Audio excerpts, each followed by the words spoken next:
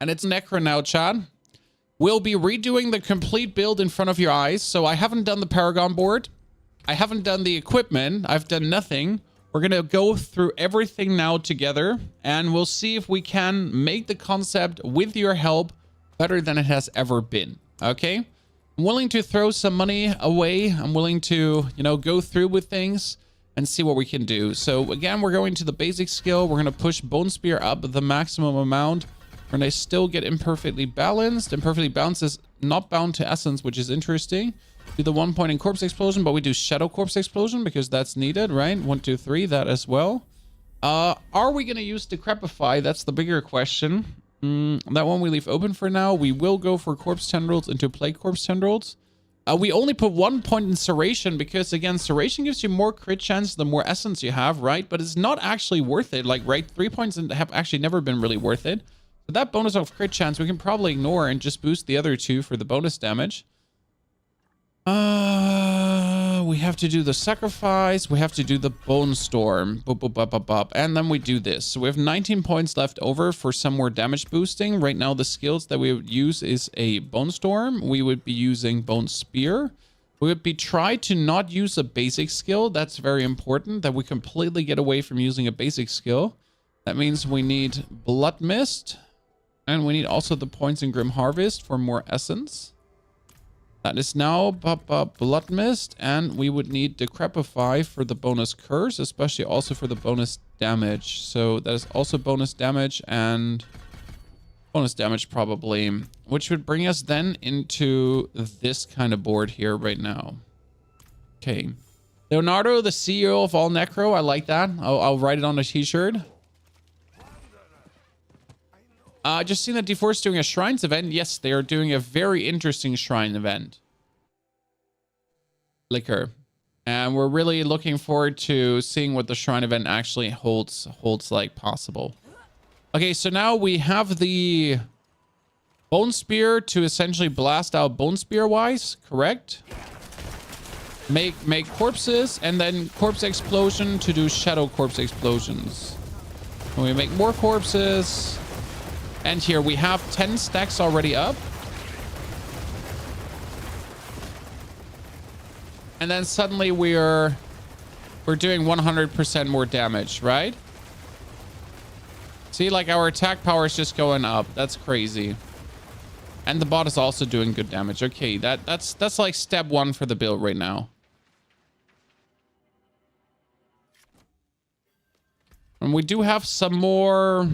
We do have some more skill points that we could spend. I mean, we could spend another 4 points in Bone Spear, right? And then we have 1 single point left for attack speed, I guess. Yeah. Bonus attack speed. Seems reasonable so far. Okay, we're going to play the Limitless Wall, that's for sure. We're going to put the wand away I have here in my hand because that wand is useless. And it's going to get replaced through my Bone Wand. Where's my Bone Wand? The Overpower Wand. Did I have a Bone Wand or did I have a Bone Sword? I had a Bone Sword. Yep.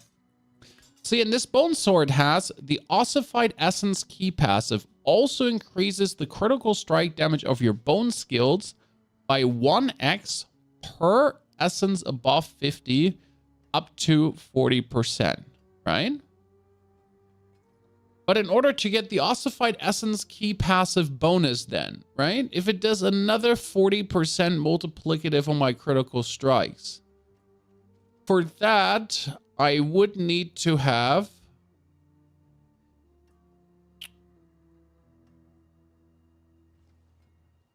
at least 90 essence up and cast, right? So if I don't have 90 essence up and cast, then it's actually not doing what we needed to do. We do Deathless Visage as well. Deathless Visage is not a question. That's just like mandatory, right? It's just too good to ignore. We keep the Bone Storm pens. They're also very good, so we'll have them. The Penitent Greaves obviously make no sense. Where my Flicker Stab? Flicker Stab?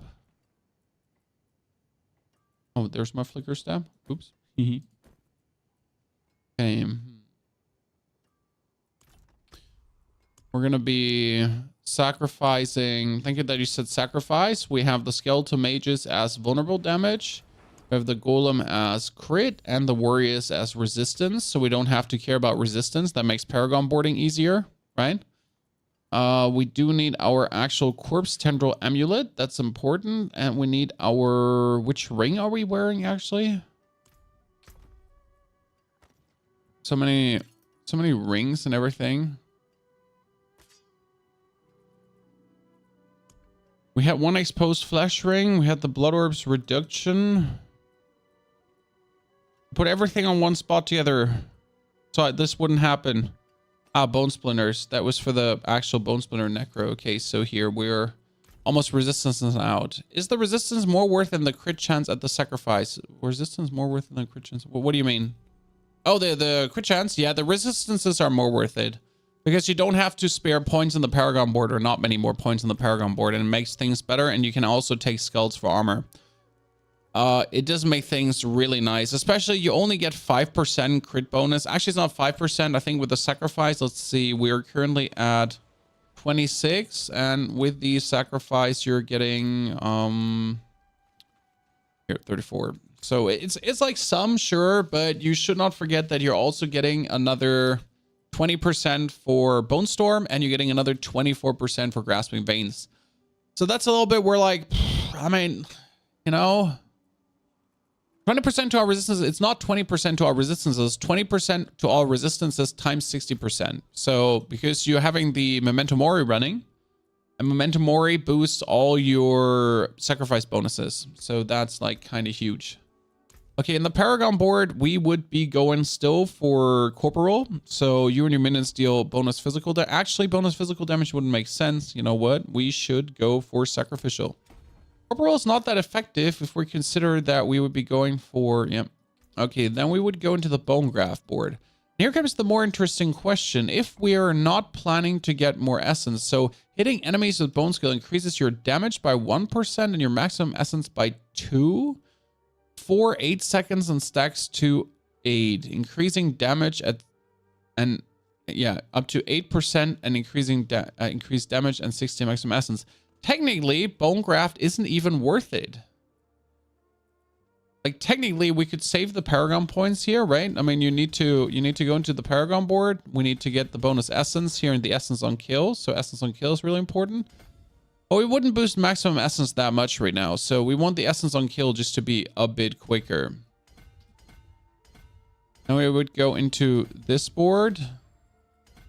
I would go into this board. And we would probably put the essence glyph here. Because essence glyph is just so easy to boost. This here in the middle is critical strike damage with bone skills. Yep.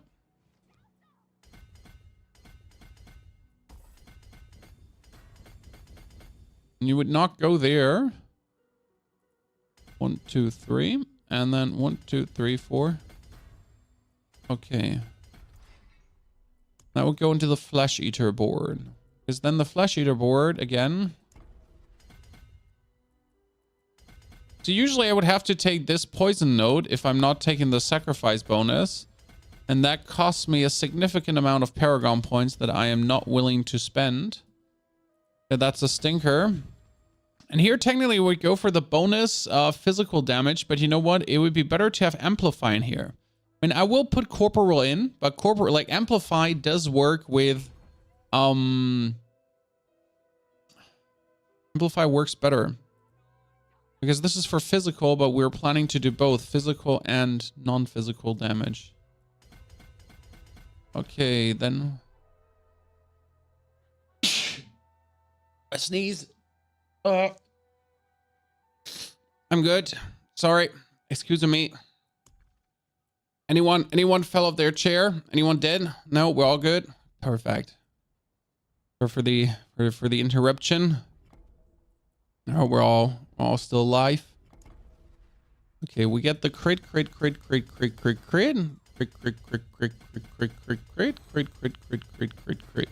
And as a big part, we would also get the Imbiber, because damage while healthy is huge.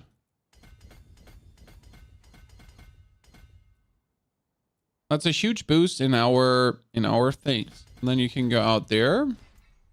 And you would go technically, and here it gets interesting, into the Blood Baguettes board. Actually, you would probably go first into the Bloodbath board, because in the Bloodbath board, taking this with 49 points bonus, we could take damage while healthy, right? And we'd probably take another... Are we going to get fortified? What do you think, Chan?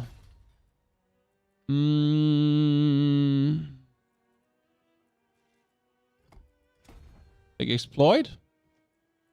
And essentially just get exploit activated. I mean, I'm not sure if I'm going to get fortified. Am I going to get fortified with the bone build?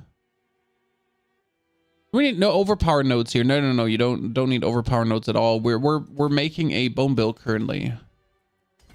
Okay, see, we have another 27 points, which is really interesting. So the plan is currently to mix bone and shadow, right? Bone and shadow, which is a very cool mix. And if everything works out the way I want it to, we can actually mix this even better. So here, you could leave on this side as well. And then the last board you would technically go for is the Blood Baguettes board, because the Blood Baguettes board has even more damage while healthy. So that's a huge one now here. I get bonus 10 points. We got 1, 2, 3, 4, 5 glyphs activated. And at that point, actually very good glyphs activated. And we could now also consider like taking this node as critical strike chance with bone skilled. So we could even finally take this.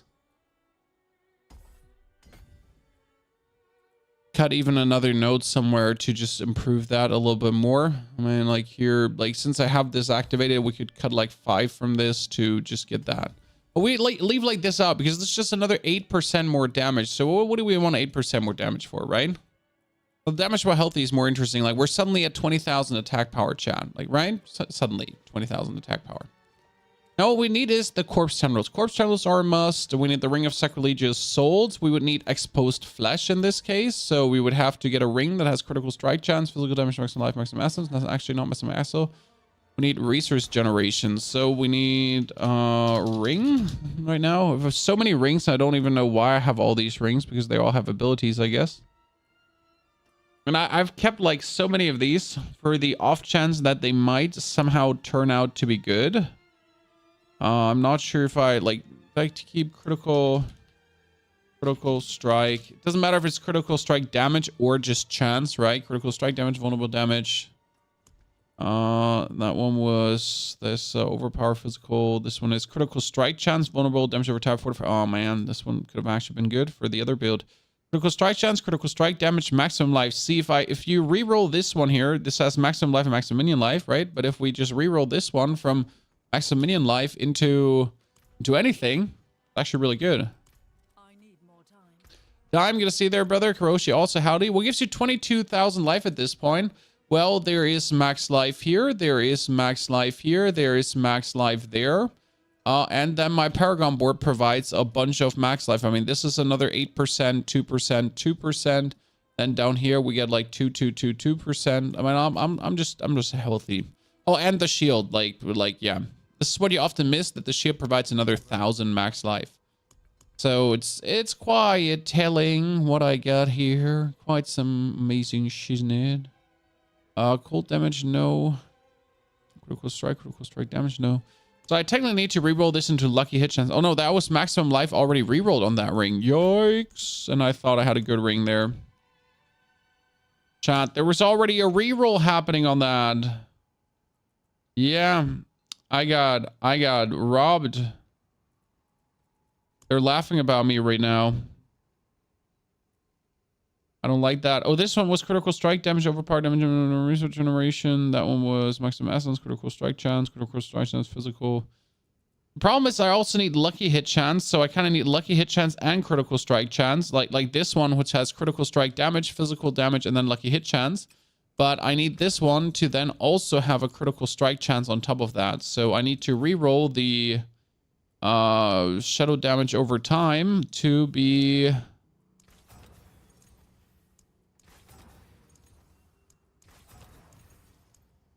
For some reason, critical strike chance. There you go. Not the highest roll, but it'll do for what we're planning to do. Can I have this one upgraded? Thank you very much. And also with the Paragon board right now, chat, very important. So the Paragon board has us at 70, 70, 70, 70. So where resistance is out. We're actually so hard resistance out that we could cut nodes in here. So this is very important.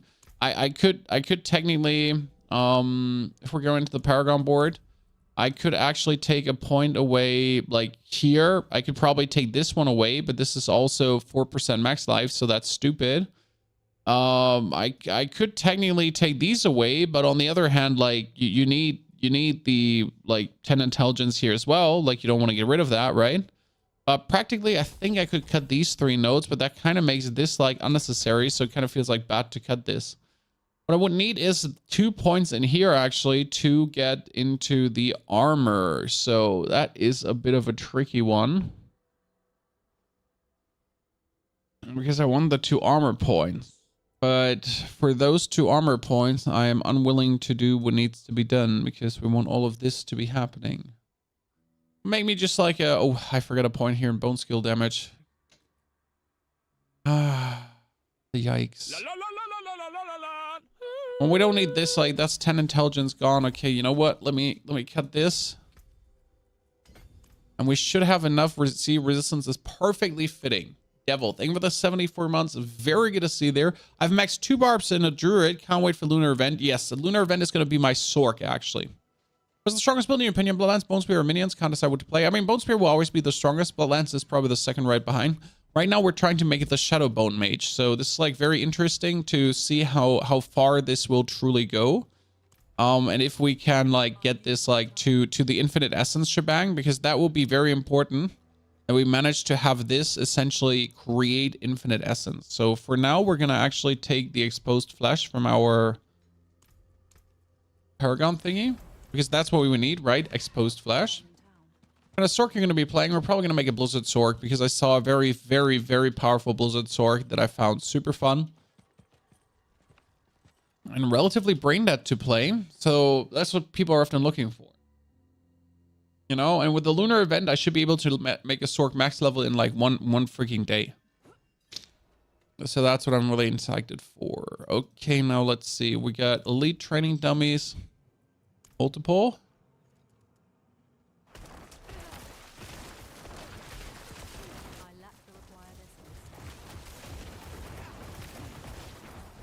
That's great. Well, not a single lucky hit chance is lucky hitting, huh?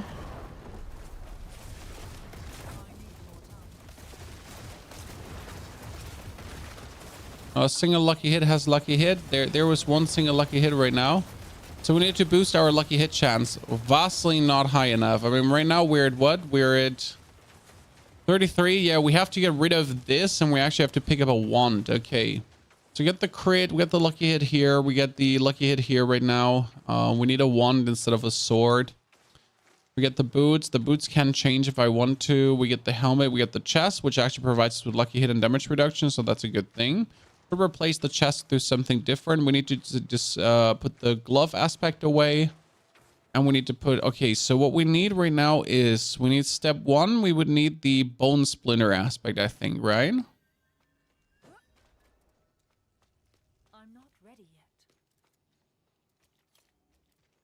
I've given you will find at least 5 wrongs, but oh, you're definitely going to find something wrong. But you'd be surprised by my sorcerer proficiency, Neil. I will make you blanch at the amount of talent I'll be displaying. I'll be like, wow, I have never seen this amazing build before. Teach me, master. Okay, this is almost better than what I have because it's like, this is a bit sad because technically this has the same lucky hit chance, a bit less max life, like same essence, less ranks and corpse skills, but it's better in seconds. I hate when they're that efficient in seconds. That's pain.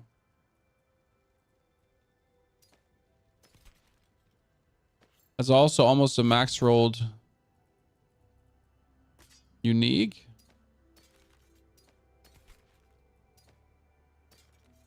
We need a better wand.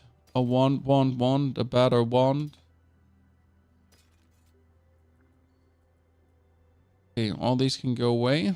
We need to rip the aspect out of the ring because we actually do have the right aspect we wanted. I said we want the splintering aspect, right? With Bone Spear gets the splintering aspect because I'm still not sure, but I feel like the splintering aspect also provides us with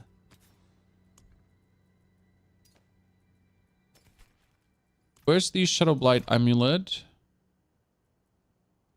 Shadow Blight. It's hard to fit like all these aspects into one little build. I'm not sure if we have to change some things further. So now the one that's gonna get the Shadow Blight key passive. And the plan is to see if this could be more damaging than the normal one. Bone Spirit is the most consistent with Essence Generation. I mean, we've already have a very good Bone Spirit Essence Generation build, so that's out of the question. You know, like we already have that. We're trying to take things to the next level. We're also going to have our bot actually provide Tempest, and we need it to be resource support. Because in this case, resource support is too good to say no to. I'm going to play that in a way. So we're going to have resource support. We're going to have it do efficiency support. So we just do harder crits, right? And breaking support. Then still, the other one is going to be Firefly with multi-shot, piercing, and seeking. Because we're actually pushing our crit, strike, chance, and damage so much that should be very interesting, right? Don't need the flash of adrenaline in this case. I'm not ready yet. Get the elite dummies out, multiple. Yeah, do you see my essence like not going away now? Chat.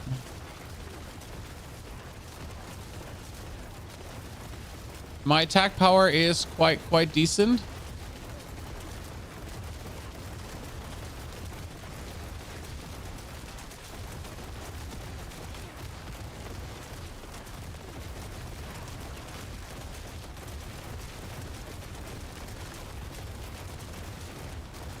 Okay.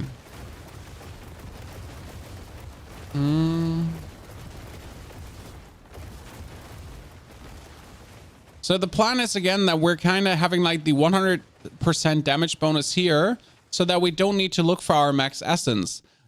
On the other hand, if we're consistently having max essence, it kind of feels bad not actually using ossified essence. This is like what I have the problem with right now because we're essentially like essence out maximum, right? Hey, Smack, good to see you there. Donus also howdy. So we're actually at max essence all the time. So not using ossified also feels bad. But let's just see who deals more damage, okay? I have enough aspects to test both out. We can look at the damage numbers. We can see who feels stronger and then make like an educated guess at what we think should be the dominant build, okay? And we'll test it on bosses and how fast we kill bosses. So we'll kill like Grigor, we'll do a tier 100 vault and so on. And then we'll just like, you know, average it down. Overflow at surprise evening stream? Yes, gonna happen sometimes. Cheerio. Also, I need material for a video tomorrow, so here we go. You know, gonna be recording things. Also, I wanted to test out the new camera again because we're back with a different camera, as you can see here. Yeah, we get like kind of everything happening at the same time.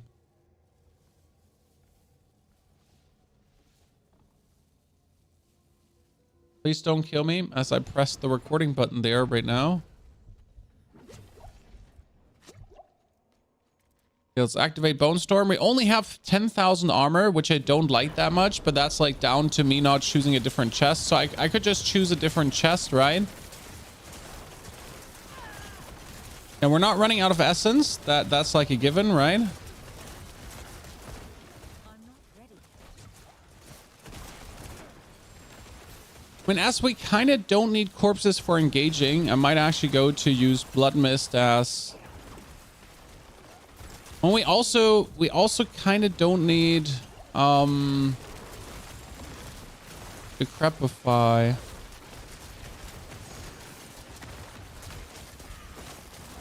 need more Okay, so we can change the boot aspect. I need more time.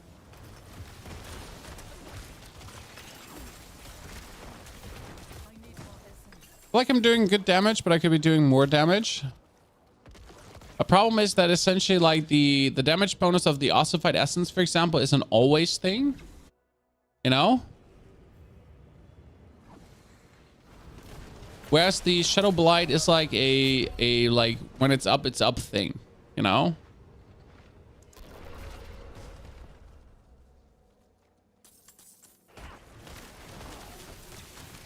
I mean, I gotta not forget that like for the optimal bone damage, you always gotta stand like on the perspective distance.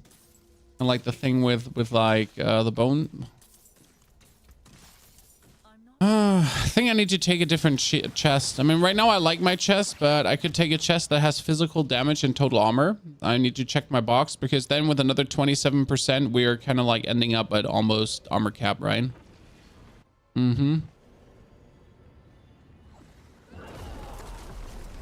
We're gonna try 24/7? Nah, like I spent the whole day with the family and now we just have like some evening bonanza happening while the wife takes care of the children. Tomorrow's stream is going to be a bit shorter because there's carnival in Germany. You know, everyone dresses up and goes crazy and gets drunk as usual. And we have like a children's carnival festival in our village where all the children like go and all the parents and it's going to be like a big fiesta of meeting everyone up. I'm not sure if we should turn the Bone Storm into Shadows. Well, like, look at my Shadow Blight key passive. Like, is it up often? It's up reasonably often. See, there's like a 9 stacks again. So it's like the question, could we get it up more often? Like, see, there's a 9 stack again. Then for 6 seconds, you're essentially dealing more damage, but right now it's also not up. What worries me like so much is that I mean, I shouldn't have died there. That we're having like consistently the essence full. I'm actually rather surprised how we consistently have the essence full. I did not expect that.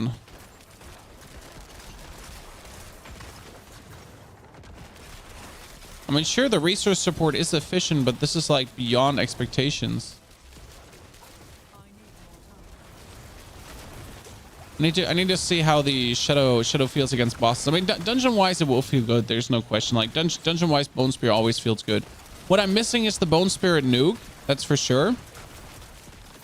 So we'll also see if we can make an enhanced Bone Spirit nuke version, but without actually teching into the Bone Spirit. That's like even more interesting. So we want to tech into the Bone Spirit without tacking into the Bone Spirit, with essentially just having the Bone Spirit as a nuke. Because as you see, I don't need my curse.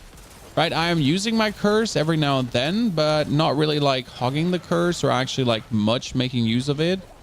Definitely not as much as I should, reasonably. I need more time.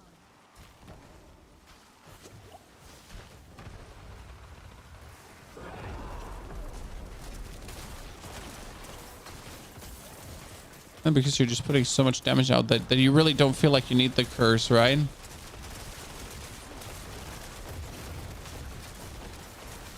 Almost turn the curse into an instant kill. I mean, we could just, like, instead of the curse, you could essentially just play Bone Spirit in this build too, to have a shadow boosted Bone Spirit as well, which is kind of funny.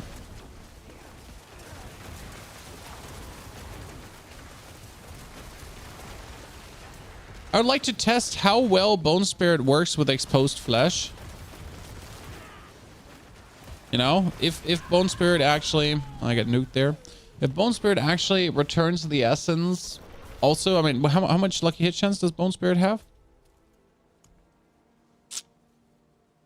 40. Not bad. That's not good. How do you get the fireflies to do damage? Oh, that's really simple. You have to pair them with piercing and seeking support, and also multi-shot. So 3 things to put together, and then suddenly the fireflies deal incredible damage. It's quite crazy, and especially in a build that's kind of scaling attack power. See, this is what I mainly do. I just scale my attack power, right? And with this attack power scale, my bot also gets incredible damage. It's going to be nice to see that against a boss. So I want to like sit down versus a boss, and then we'll actually see how much damage I can output with this. So right now, I would say reasonably that the...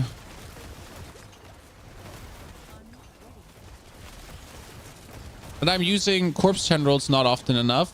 I would reasonably say that I often feel like the Bone Spear build would deal more damage.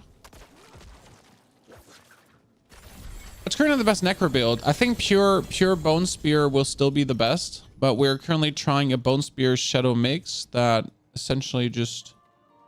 There's a little bit of bonus fun going on. Okay, we have control leveled, Scourge, Abyssal, Amplify. I want to level Amplify. Just in case I need another curse skill right now. And the best part is how fast you get things to 15, right? Like just do a couple of tier 100 dungeons and you have everything to 15. And one single dungeon already pushes the glyph to level 8. Beautiful, isn't it? So that was simple, right? There was like no issue here going through this. But now, what about a boss, chat? What about a boss? How's the damage versus a boss? Let's sort through the equipment first. Lucky hit while you have Barrier is good. Not for this build, but it could be decent. We get a chest piece. Maximum life cold damage. No two-handed weapons. I don't use two-handed weapons. I need a wand. Critical strike damage to close. Intelligence. That's not bad, but not good as well. I prefer damage to distant. Blight. No. Bloodlands with overpower, but the rest is shit. Lucky hit chance and overpower. Kind of starts good, then gets sad. Corpse explosion, blood mist. Dashes. Bone spirit. The fortified generation. That's a max roll on the bone spirit thingy. Oh, nice.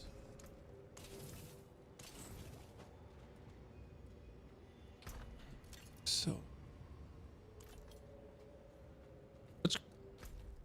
now we're gonna go for, what do we have?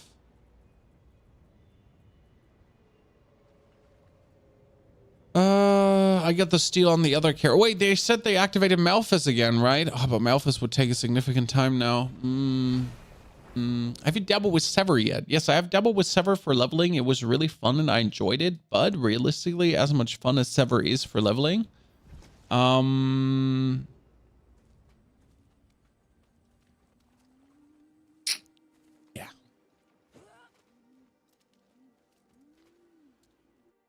It was fun until level 60. Then we had to swap it out.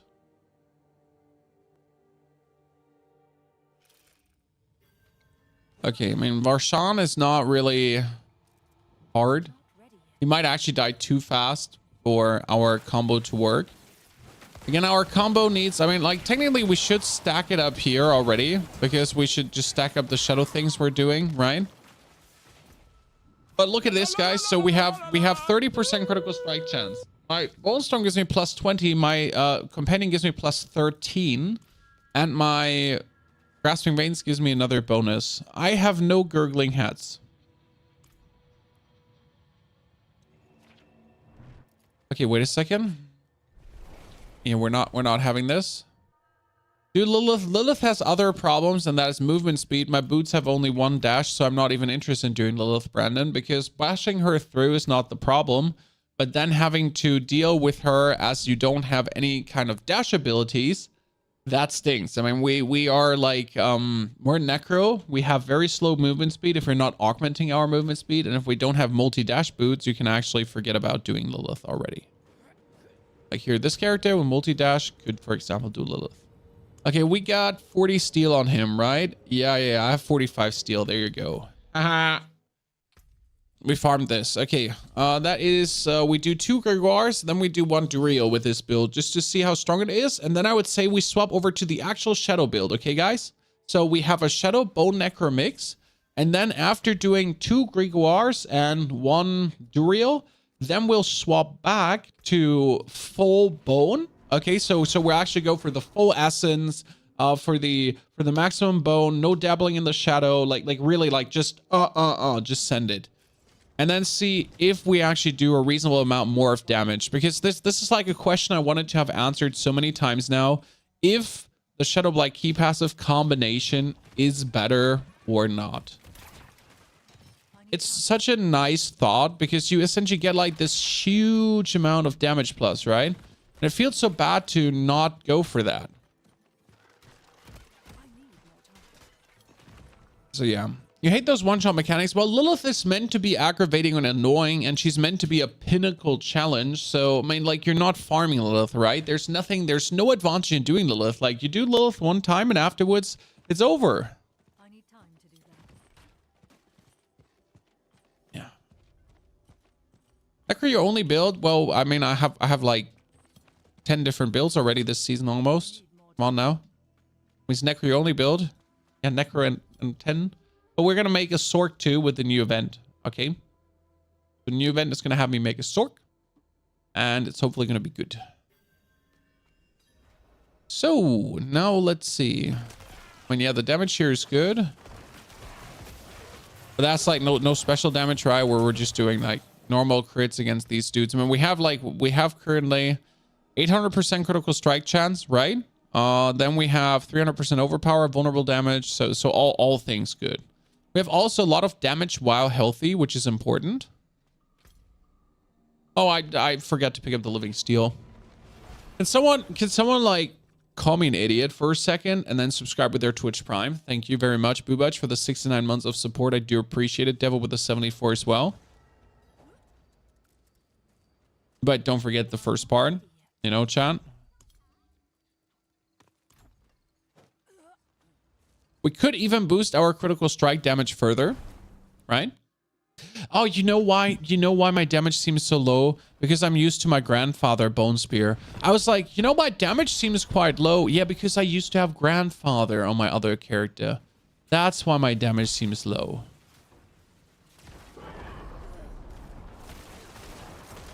So I explode some corpses under him so we actually get the thing running. Like, just Bone Spear him and he dies. See, like, the problem is right now in this fight, we didn't even get the key passive to stack. Chan. We killed him, but we didn't even get the key passive to stack.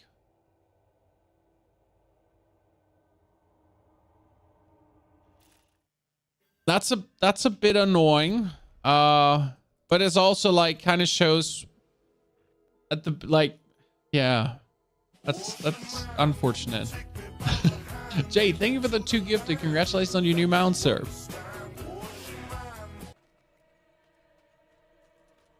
I find that kind of sad, ladies and gentlemen. Like, very.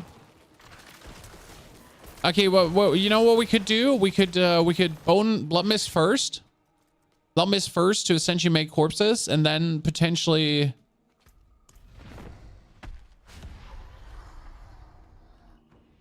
That's some dungeon like Zero. Well, that's what we're gonna have the gauntlet for. Okay, so now I'm gonna do this, and we're gonna like explode some corpses, and like here shadow explosions, and then. By the way, my bot can kill him alone, chat. Wait, look at this. So my bot does also all the damage he needs to kind of take care of this as well. Okay, I don't even have to. I don't even have to do anything. It's kind of like funny. But obviously we do want to delete this. Yeah, so we do all the damage. Let's go to Duriel and see if we get our Shadow Blight key passive stacked up there. Because this is right now the saddest part, right? I essentially have like the half of HP is gone and we don't have it. Yes, this is like Brandon. This is Patrick too. Actually, you're right.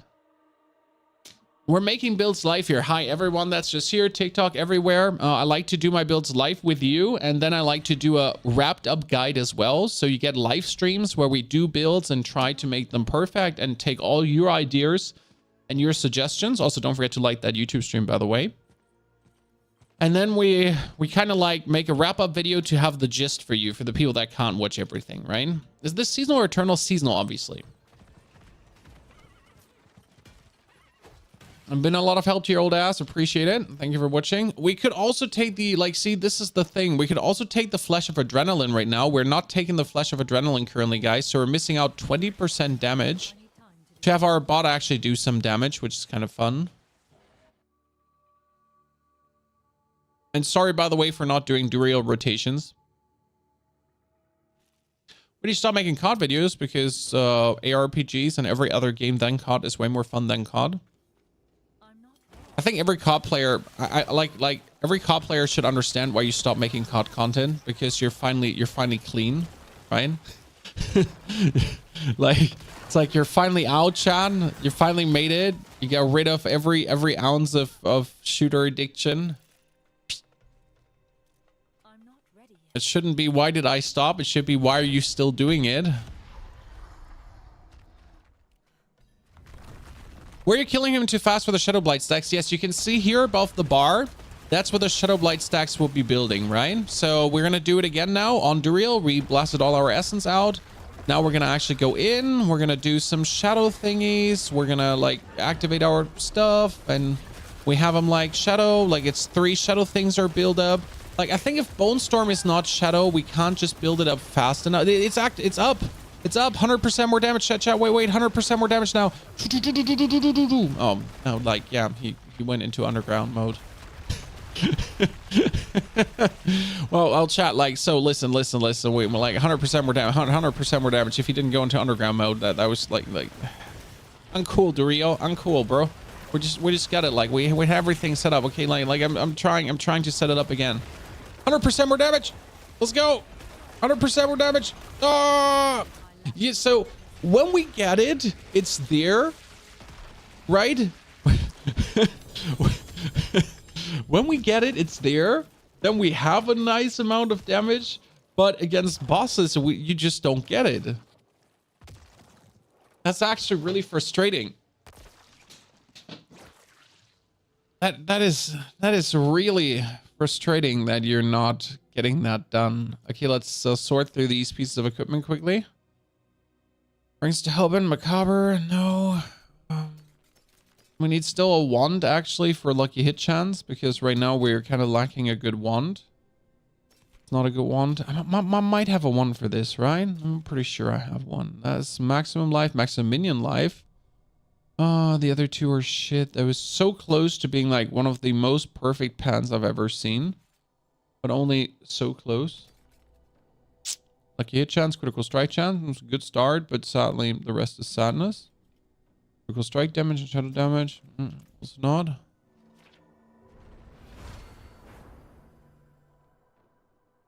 You're not using the curse. You take blight instead. I'm not using the curse because I'm just stupid, right?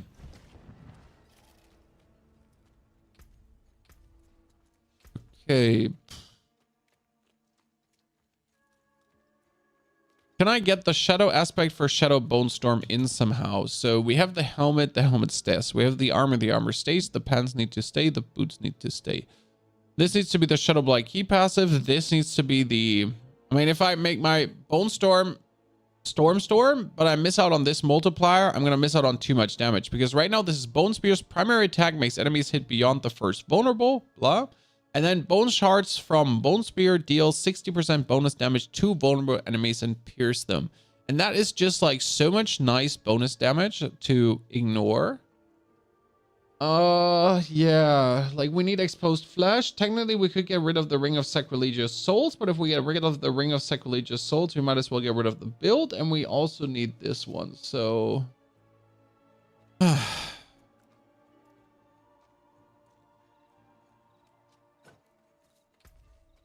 Back to the old shadow problematic.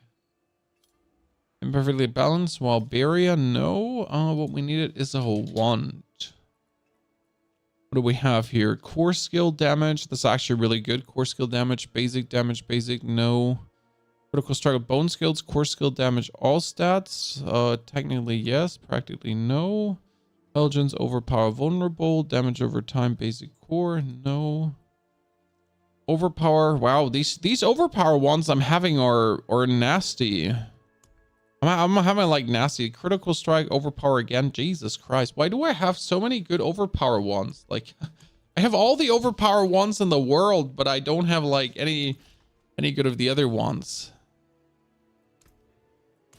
There's the Summoner Necro. The Summoner Necro is on the other Necro Overseer, and we'll continue playing the Summoner Necro tomorrow. But there's also people that want to have a very good bone build, and I was asked by these people to make a very good bone build. Okay, so we learned that the Shadow works in a tier 100 dungeon. So again, let's quickly go back to a tier 100 dungeon here and actually use it again. So that one does work as actual Shadow shebang, right? I mean, that's why we have 2 Necros Overseer.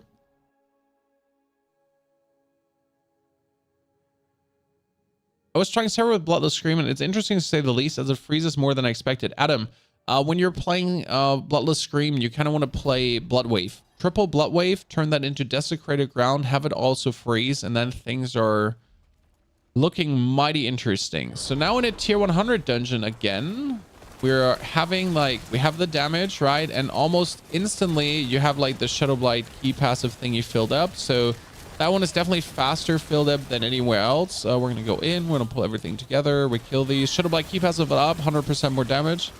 And everything dies instantly with 100% more damage. So that's nice when you have it. But I can't shake the feeling that due to my essence being nominally full all the time, like really, like as you can see, like our essence is always full, right? We're not never having like essence like popping in a good way. So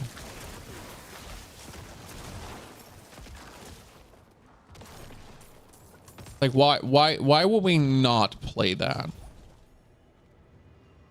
I just want my Spear Necro to Summoner while leveling it so much. I mean, while leveling, there's no question, you know? While leveling, there's no question that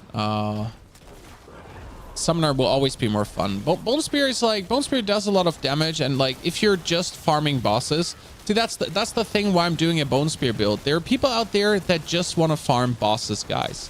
And what do you play when you're just farming bosses? Well, you just play Bone Spear, because else you're completely useless in comparison to all the other classes. That's like a piece of reality, right? Well, like if you're with Necro, if you're with Barbs and whatsoever, and you're not playing Bone Spear, and you're like at Duriel, you might as well not exist, right? Like your existence doesn't. Oh god, I didn't have Berry up. Your existence doesn't matter. Minion builds aren't fun for you. Well, minion builds require effort. Like, see, like this build here requires 0 effort. Like I just walk in a straight line.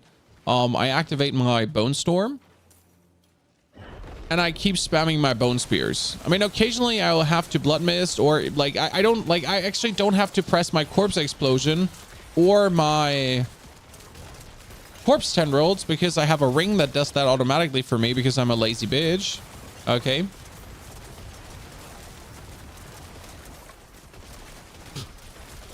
So I can Bone Spear the whole time. Now, technically, the Ring of Sacrilegious Soul is the first thing you can actually get rid of, because you really don't actually need the auto cast much. Oh, I was just about to go into the Blood Mist so you wouldn't hurt me. So you don't need the Ring of Sacrilegious Souls technically. But it fits like the lazy man's build of just like zooming. By the way, why are we dying? We have 20,000 Barrier, yes. But we're not having the armor. So we're missing 3,000 armor points due to playing Soulbrand. And that Soulbrand could essentially be substituted for something else to make sure that we would just be a tad more tanky. And then we would add like 25% or 27% bonus armor roll. We could probably add that armor roll also on our... I don't know if we have it on the pants right now, so... or on the amulet. Wow. Yeah, I don't know if we have it on the pants, amulet, or anywhere, to be honest. Like, I think we're actually missing it on multiple occasions, so not only on like one occasion. But still like my essence is always full. It feels always stupid to not play. I mean, look at this, right? It feels like extra to not play on essence cast damage. Fuck Soulbrand. I mean, Soulbrand is really good because it provides you like 40% damage reduction. So that's kind of nice. The problem with Soulbrand's damage reduction is, I mean, first part is only while you have Barrier, and the second part is only when you have when enemies are close to you. And that can actually lead to problems where enemies are just not always close to you. So if they're then not close, then you like take the damage regardless, right? Nachteule, Grüße gehen raus nach Deutschland. Schön Sie hier zu haben. So Saturday's stream is like, you know, because tomorrow's stream is only 4 hours long. So we're doing 4 hours now.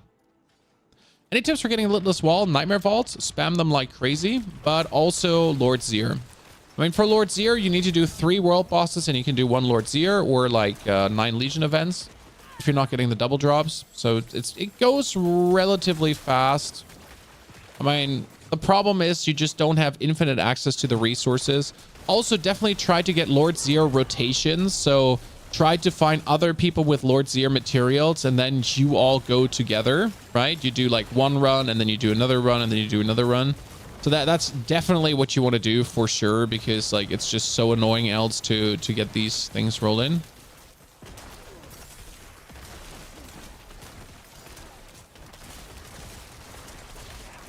I mean, that the damage is high is undeniable. That here again, 100% is up, guys. 100% is up. See here, that's the tenor stack, and when the tenor stack is up, dude, we're shredding, right? We're just shredding everything. And here, tenor stack, like we do some corpse explosions to have like the shadow corpse explosion go on.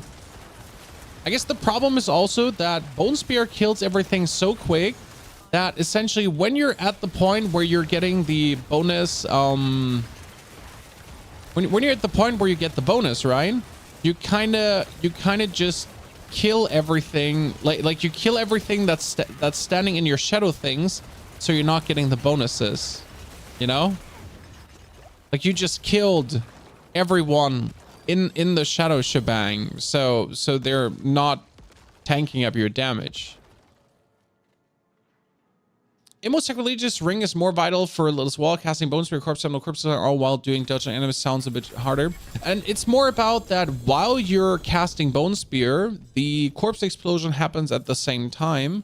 And that is leading to you getting the Lucky Hit Chance resource back without having to do anything about it. It's actually a really crazy thing that happens, right? Because you don't need to do anything, and you essentially might just get your essence back, like 30 or 40 at that, while you merely exist, right? The stream I just need after my daughter had birthday party today and she had 10 girls invite. I'm so tired, Daddy One Shot, I'll feel you, but thank you for letting your daughter invite 10 children. I know a lot of parents can be a bit clutch about how many children are allowed to be invited and stuff like that, so shout out to you. We're trying to keep it like age appropriate. So she's going to turn 5. She's allowed to invite 5 other children. Kind of like trying to keep it at that. Working so far without major problems. But some parents, like, you know, they don't even want children in their house. Like, I don't understand that. How can you not? Okay, now, as we did this, chat. So this was the test number 1 now with the Shadow Blight, crossover, okay? Now let's swap it over to the full ossified essence shebang, okay? Sosa, thank you for the 21 months of support, Sosa. Very good to see you there. Welcome back, my friend. Did you try Bloodless Scream and Frostbrand this season? We'll do 1 Poopmancer build. Attack power 19,000. No, the attack power is more 63,000 as you are when you're active. So 19,000 attack power is just like the base, but as soon as you start actually shooting and doing your things, you have way more. We're gonna do right now, no, we're gonna keep the Firefly up because I don't want to swap around too much. Now, this is Firefly seeking multi-shot everything, but we're gonna probably boost the damage. Yeah, we're gonna do the full boner build right now. Exactly, Sven. Shotman, good to see you there as well. Howdy. The thing is, we're actually not changing much because we have the same glyphs, so that is all the same. We have the same Paragon nodes taken. We have the Imbiber taken. We have the damage while healthy taken. So all of this is like kind of the same. What we could think about is 450 dex. That's 477 willpower. Shit, we can't actually. This is dex. This is willpower. I'm thinking about like changing these boards, but probably not. It's hard to like reach the requirement of these to get everything out. I kind of want to reach this node up here, the bone graft node, because we'll need it. I also need the maximum essence here and there, so that's going to be tricky. I might have to actually kill the bonus life, which I hate. This is the huge chunk of bonus life, but on the other hand, this is here mandatory for the build, kind of. And I don't see where I could take it otherwise from currently. I mean, I can take these 4 away, and then I'm 1, 2, 3, 4, and then we need another 3. Where could I take another 3 from?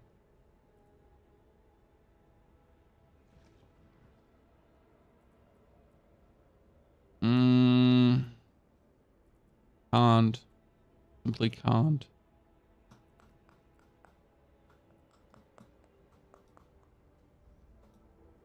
There's no easier way in and out these boards.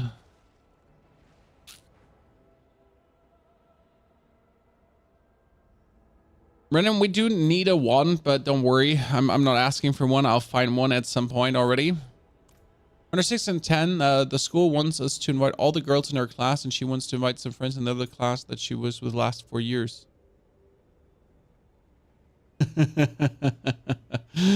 Odd, that sounds crazy.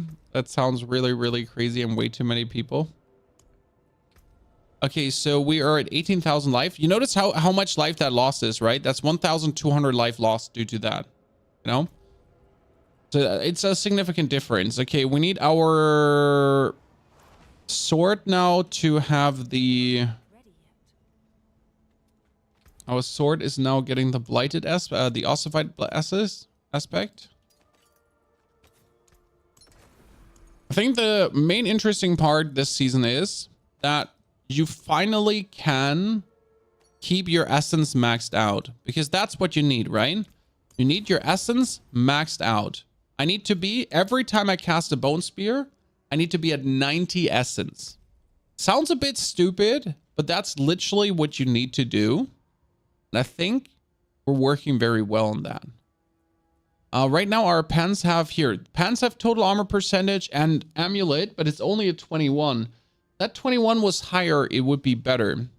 One thing we can consider now, chat, is we can consider technically putting Bone Spirit in instead of the Curse. The Curse is another 12% damage multiplier. We could still put the Bone Spirit in if we wanted to, because we have enough critical strike chance, right? You want Bone Spirit to critical strike. And right now we are having, what are we having? We are at 30% plus 20% plus 14% from efficiency support. We're like at huge values anyways, huh? But like that is ossified, that is vulnerable. So everything is the same. Just one aspect is different. And we also need to swap in the ossified essence, right? Oh, and we get the bone thingy to actually go over. So now the same build, more or less as before, just slightly swap-a-doodled out things. And we're going for Grégoire the Galvanic Saint again. And now let's see how much faster we actually kill him. How much faster do we truly kill him? It was 80 something yesterday. No, this is my second necro. I have 2 necros, sir. Summon necro is still viable. Summon necro cleared a tier 100 dungeon. Okay. A Poo-mancer. No, it's called a Poop-mancer. The Poop-mancer is using the Blood Wave and the Blood Wave as shadow. And then you have desecrated ground damage times 800%. So your Blood Wave literally does millions of damage. It's stupid how like suddenly Blood Wave standard does millions of damage with damage over time. So you're not boosting crit or anything. You're just boosting damage over time. And you're just gonna you're gonna poop on everyone. And it works incredibly well against bosses and everything too. Rockjock, good to see you there. Howdy, partner. Thank you for joining the Knights of the Round stable. And if you want to, you can essentially also play the cooldown reduction on Blood Orb pick up, and then you're going like crazy. Okay, yeah, our crits are higher, right? There's no question about this. Crits are just going higher. We would probably have to swap away the Firefly, though, from the bot for one single reason, right? So you want your bot now to support you one single time with the Tempest. So he has the Flash of Adrenaline, right? That makes you like stronger. And that one also gets the tactical support, so it's longer, the duration support, and then also the safeguarding support. Because you want him to really just cast Tempest, right? You don't want him to stand still for a single second. You want him to keep you alive and kicking. Now let's see how much the damage is different, okay? So we're at 165 essence, and if we actually hit with our bone skills, we get even more essence. Keep that in mind. So that's the interesting part, right? Now we have 170, like, yeah, okay, like, that's... the damage is, like, silly levels higher. Okay, the damage is silly levels higher. Especially because you just have full essence, right? So the maximum bonus you can get is 90 essence. Keep that in mind. Ossified Key passive increases your critical strike damage of your bone skills by 1% above 50 essence up to 40%. So 40 essence more, 90 essence. As long as you stay above 90 essence, you're fine. You never want to go lower. And then the ossified essence like only goes up to 60% plus, right? So that's like, oh no, only 60% plus. It is what it is.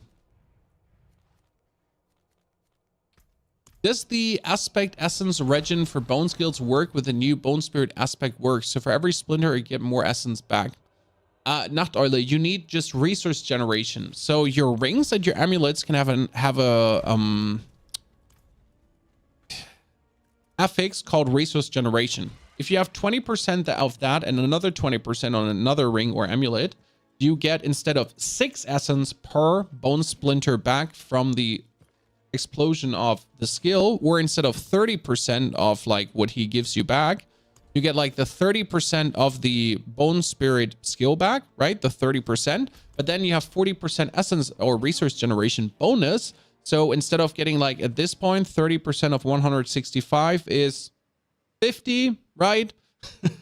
And you would get another 40% back. So you get like 75 back instead. Any equipment that gives you fury when you use charge. I have no clue about barbs, and I will probably never play barb. I tried and I was so bored. I mean, like, the only reason I would level barb is for content creation, right? Because barb allows me to make cool videos. I wish they would give us a damage tracker. Well, technically you can track your damage, and there should be a way to do screen reading. I mean, there should be a way how there's a third-party tool that does screen reading and just essentially reads out all the damage numbers and goes for it. Obviously, like, you know, Blizzard probably getting you banned if you do that for no reason but they hate you.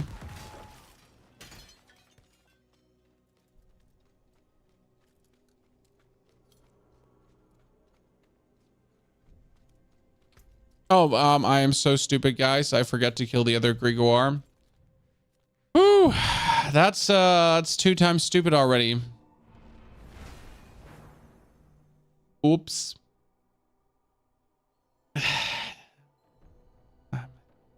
Yeah. It's late for me too, chat. Come, listen. It's 5 p.m. I've been awake since 3 a.m. to make a YouTube video about the lunar event, in case you haven't watched it. Because there's a new shrine coming. I don't know if you heard about the new shrine, guys. So the lunar event is anyways buffing all the shrines, but there's a complete new shrine and Whisper coming. And that Whisper is a world event. So like these standard world events. And these world events, they are like, you have to protect someone. And then at the last 30 seconds, you get a shrine for 50% bonus XP and 30 seconds of hordes of minions mauling you. I can't wait for that. It's going to be so cool. I've removed my Fury generator from my hotbar now. I love to see it. So Bloodlines or Bone Spear? Bloodlines is more fun. Bone Spear is more damage.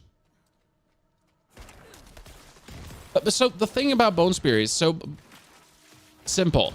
Bloodlands does the most damage when it overpowers, right? Or when it overpower crits. Bone Spear just needs to crit. Well, I have an efficient 85% critical strike chance, okay? I have 30% here. If I activate Bone Storm, I get another 20%. I get another 0.3% critical strike chance for every 30 essence. Okay. On cast. I also do have my minion give me 14% bonus critical strike chance. So that's 34% plus another 6% or so. So like 40% plus critical strike chance. And if I corpse tendril, right, I get another 24% plus. Rosa, thank you for rating. Sorry for not seeing that earlier. Greetings to you and your community. Cheerio. Hope you had a great stream yourself and enjoyed the game you were playing. The game. So let's do here like let's explode one corpse, so we just get like the corpse explosion bonus and then boom boom boom boom boom. I like here, like, right? I mean, like here, listen, Chan. So it was a nice plan to try to introduce the Shadowbone, but I just think that the Shadowbone needs to work before it happens, right? Are you new to Diablo? Well, then you're actually joined to the best time ever. I am so happy for people that now discover Diablo. I love to say this. Season 2 was already the same. You joined for Season 2. You got the best Diablo we had at that point. If you join now, you also get like the best Diablo we had to this point. Is the current build working with Grandfathers? So yes, you would take Grandfather and you would drop the Ossified Essence key passive. Or you would drop the splintering, but probably you're going to drop Ossified because Ossified gives you 40% bonus, but Grandfather gives you like doubles your crits. Do you think the Ryzen 7 7800 X3D and 4 is a good one PC streaming? Yes, I have the 7800 X3D on this PC here right now. But I'm streaming currently over 7,600 from AMD, guys. So I'm streaming to TikTok, recording, YouTube, and to Twitch from one graphic card. That's four instances of video decoding from one graphic card. And you could game on it at the same time. So, yeah, it's like... New age graphic cards are crazy, sir. What's the best Necro build for damage and survivability? This one. I mean, like, so I'll show you the boss fights here, and then I'll show you a tier 100 dungeon, okay?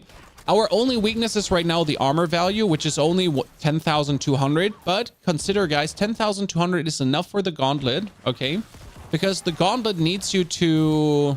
the gauntlet is a tier 70 dungeon instead of a tier 100. So 10,200 armor is perfect. But I also do have 20,000 barium. So 20,000 barium needs to be taken into the, thought. But not the point. We'll show you a tier 100 dungeon so you just get a feeling for this. Because the build is actually like super tanky. The build is just stupid in general. That's why we play it, because it's stupid. Okay, we'll make some corpses to have like the corpse explosion, 50% bonus damage happening, and then we just spam Duriel dead. Keep in mind to stay over 90 essence. So again, like when you see your essence ball be a bit lower, to stay over 90. Why over 90? Because that's the maximum multiplier you're kind of getting, right? So 90 essence is roughly, I'm at 181. So if my ball is half empty, then I should stop shooting for a sec. To just have my essence regain kick in. But as you can see, like we're not even going below half ever. Right? We're not even remotely going below half. It's like stupid. Okay, let's double triple check the gear, then we're going into the tier 100 to show you how that works. Can you show the build for your pet? Yes, currently the pet is just meant to help you do more damage and survive, okay? Did you see the full stack corpse explosion necro with Bone Spear already with Black River and Shocks? I mean, like that was what we played all in Abattoir of Zir, more or less, without Bone Spear. But yes, there is a way to essentially use Bone Spear and also boost Corpse Explosion, because you don't need Black River for that.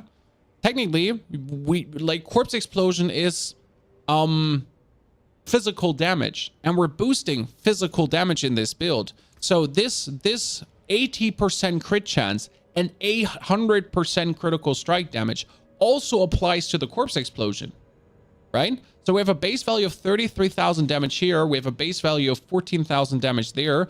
Technically, what we should do is we should get rid of these 2 points, boost the corpse explosion a bit higher. Just the multiplier is going crazy, right? And then technically I should weasel out that attack speed point, get 1 more in corpse explosion, and then...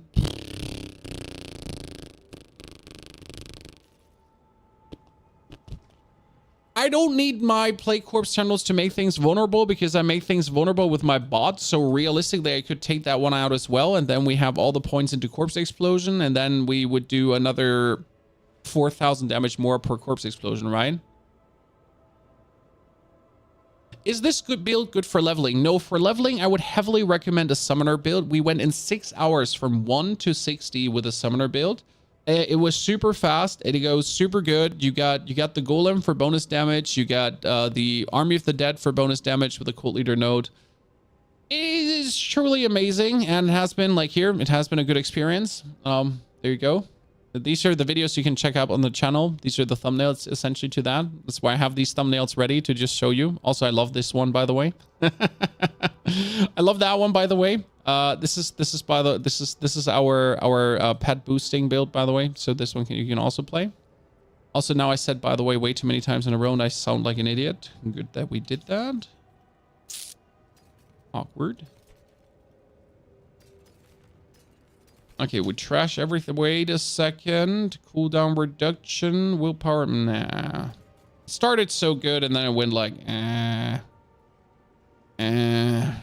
still looking for boots. That would be fire.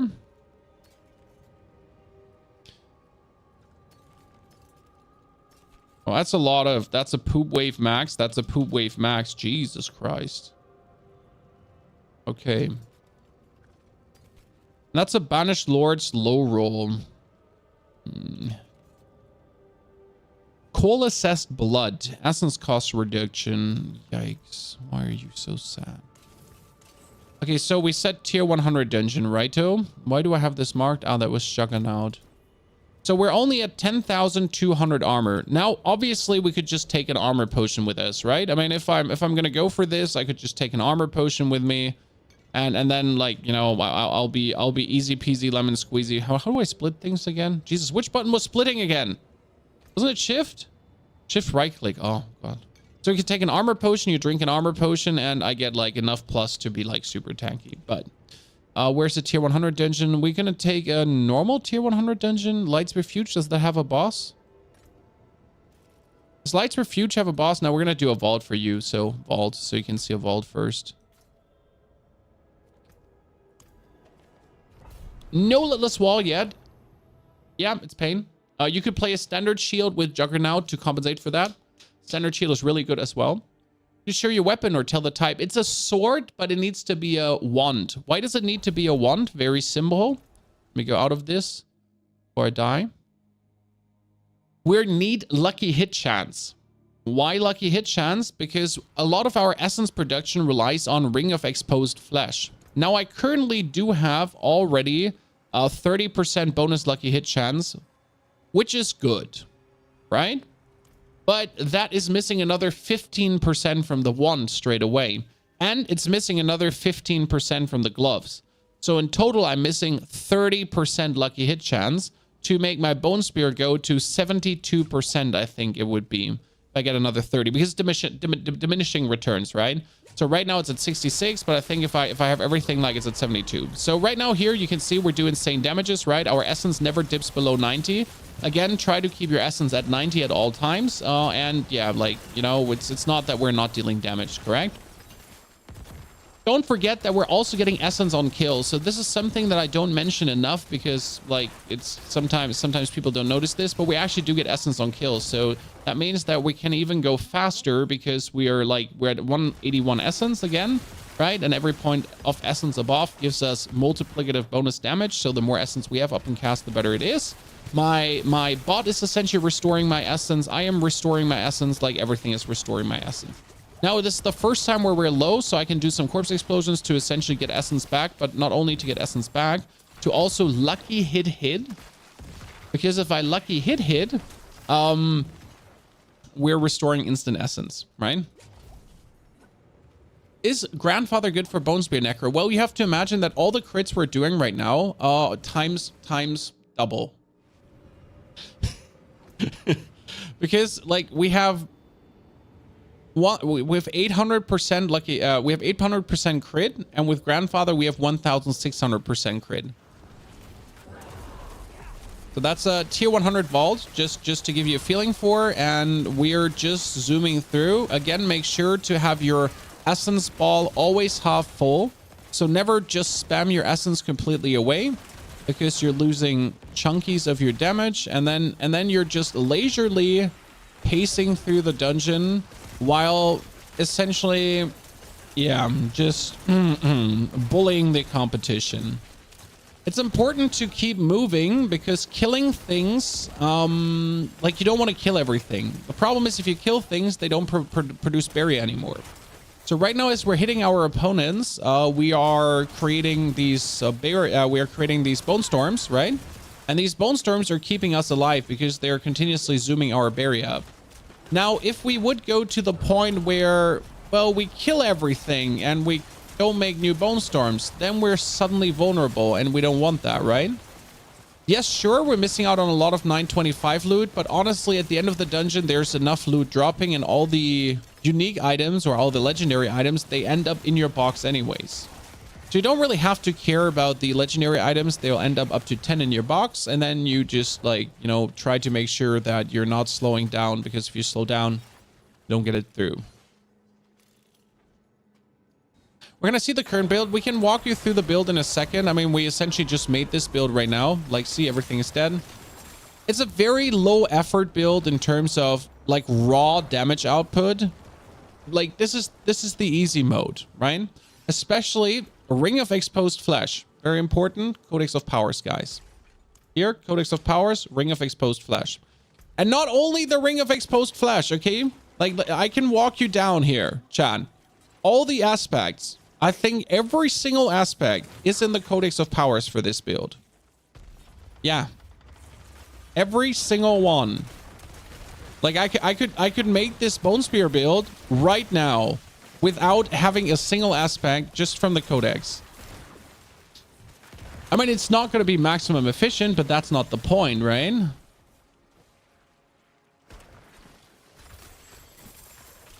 Did something happen in COD? Yeah, well, so what happened is that all my viewers actually like me doing other content than COD, so I don't do COD. Because me and all my viewers, we don't actually, like, you know, we don't like COD as much as other games.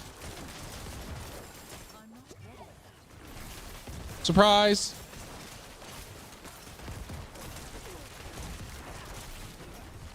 Now, I have to say personally, I prefer the Bone Spirit build more, simply because it's more fun to play. Because what I have right now is I have these Bone Spears, which are doing gazillions of damage, right? But I'm missing my very cool shotgun that I can just yeet at people and destroy them. And by the way, as you notice, like, I'm really never casting my essence ball empty, right? You would expect me to do this, but nope.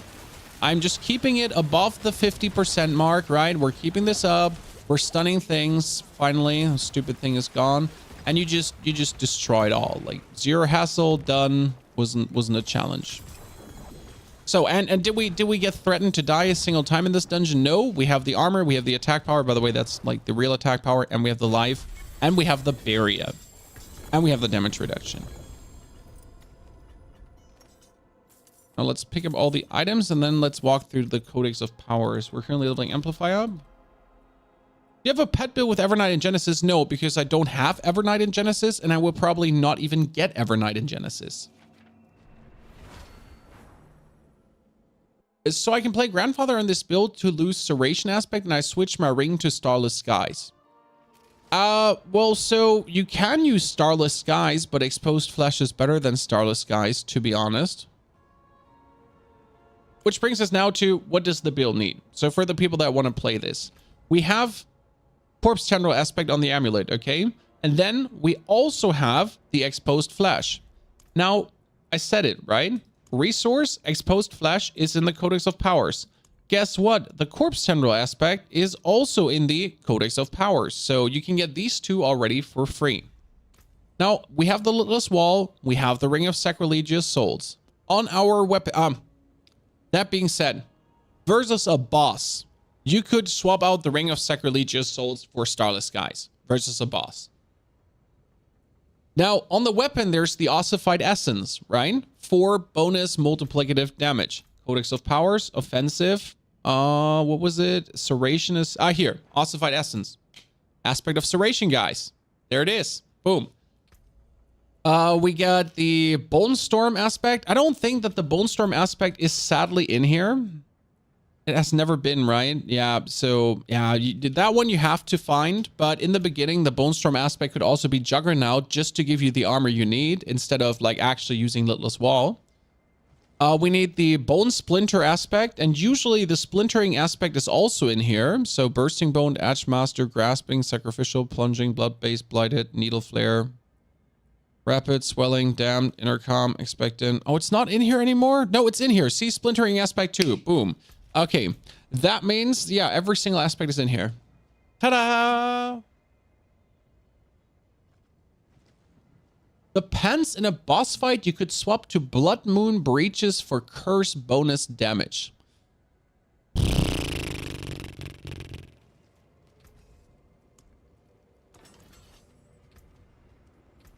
I mean, technically, okay, very, very technically. This is between us now, okay, chat? It's between us now, don't tell anyone. Necro can't get unstoppable, right? Necro is not able to become unstoppable anymore. Often.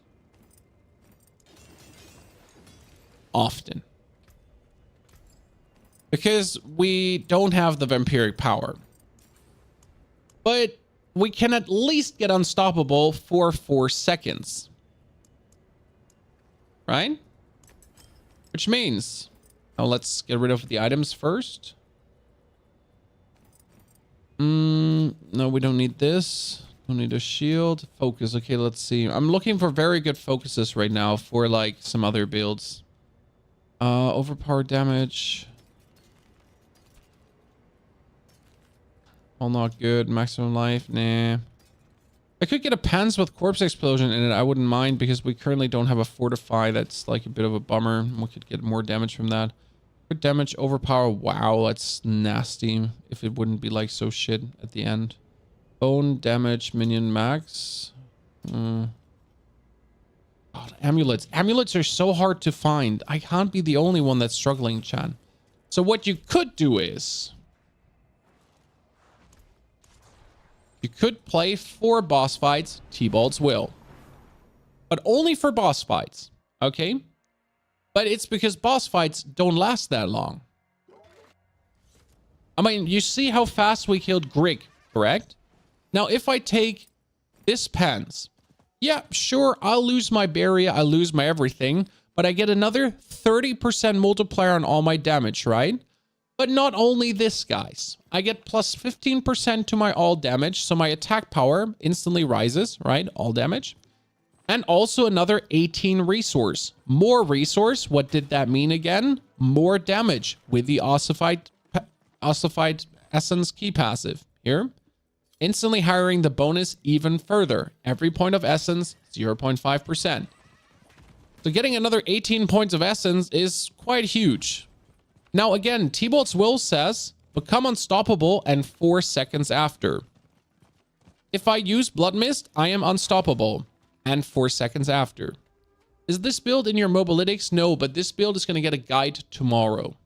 Because I think Bone Spear is the same, but different due to all these things happening. And the best part is you can make Bone Spear, you can make budget Bone Spear from the Codex of Powers. So now if we're considering T-Bolt's Will, and we already killed the boss in a couple of seconds, right? Now let's see how much faster we can kill him. So we have the 5 corpse explosions. What we could do to make this better is we kill this dude, explode him. I need 1 stack. I need 2 3 stacks. So we have 3 stacks already because 5 stacks is going to be 40%. So I get 40%, I get 30%, I get all the percentages. And we summon him.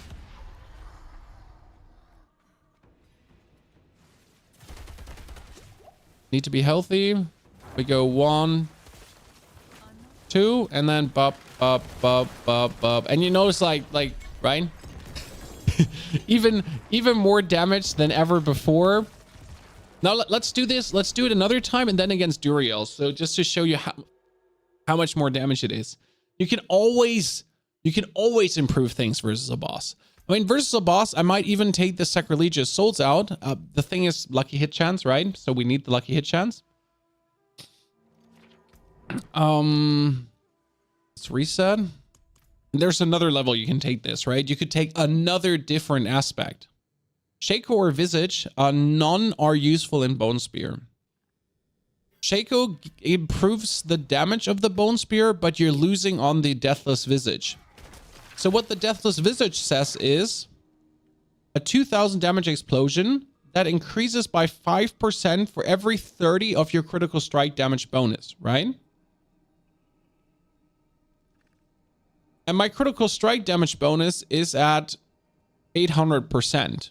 And with bone scales even higher. So I don't even know if that counts. Let's say it's 1000% or 900%.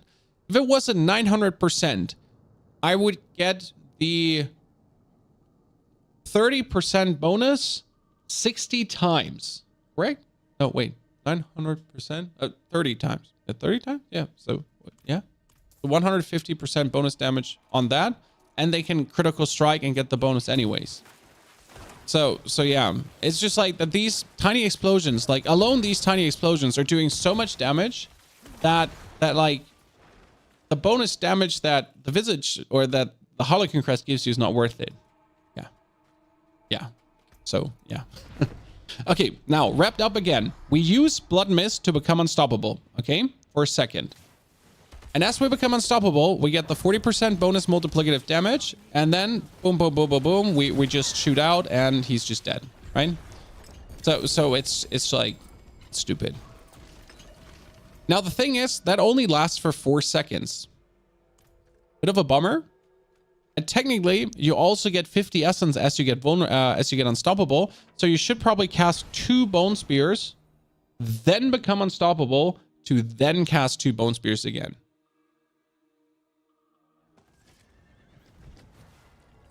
Does that make sense to you? Now, for the people wondering that just joined and they saw we actually want to do a Shadow Bone Spear mix, we tried. You know what the problem was with Shadow Blight Bone Spear, Chan? That in a boss fight, the boss is dead before the Shadow Blight key passive triggers. And in a dungeon, it works. But it's still weaker than actually just having 100% essence all the time. So yeah. That's that.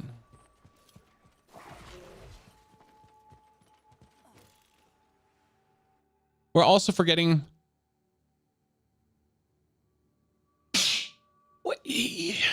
Clean up crew. Clean up crew. Also, cheers to all the new supporters, by the way. This is not my usual streaming time, be warned. We are usually online in the mornings. German mornings, European mornings.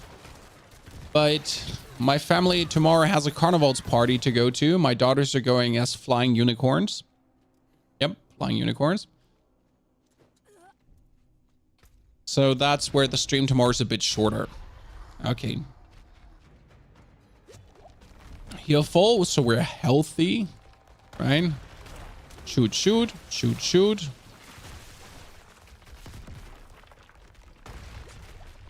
Do the corpse thingy. Activate this. Shoot him. Oh no, I did the blood mist. Yeah. So again, make sure to be halved up all the time, because if you're not halved up, you're losing damage. And now you see these tiny explosions, right? And when you position yourself correct, because that's also the thing. You need to position yourself correct that the tiny explosions are essentially exploding Duriel as well, right? Because else you're going to end up at the point where you're like... where you're wasting the explosion damage. I'm also sorry for not doing Duriel rotations right now, but we're actually showing what we're doing here, right? So I'm sorry that we're not doing Duriel rotations. I would usually do that with you, but we're explaining things.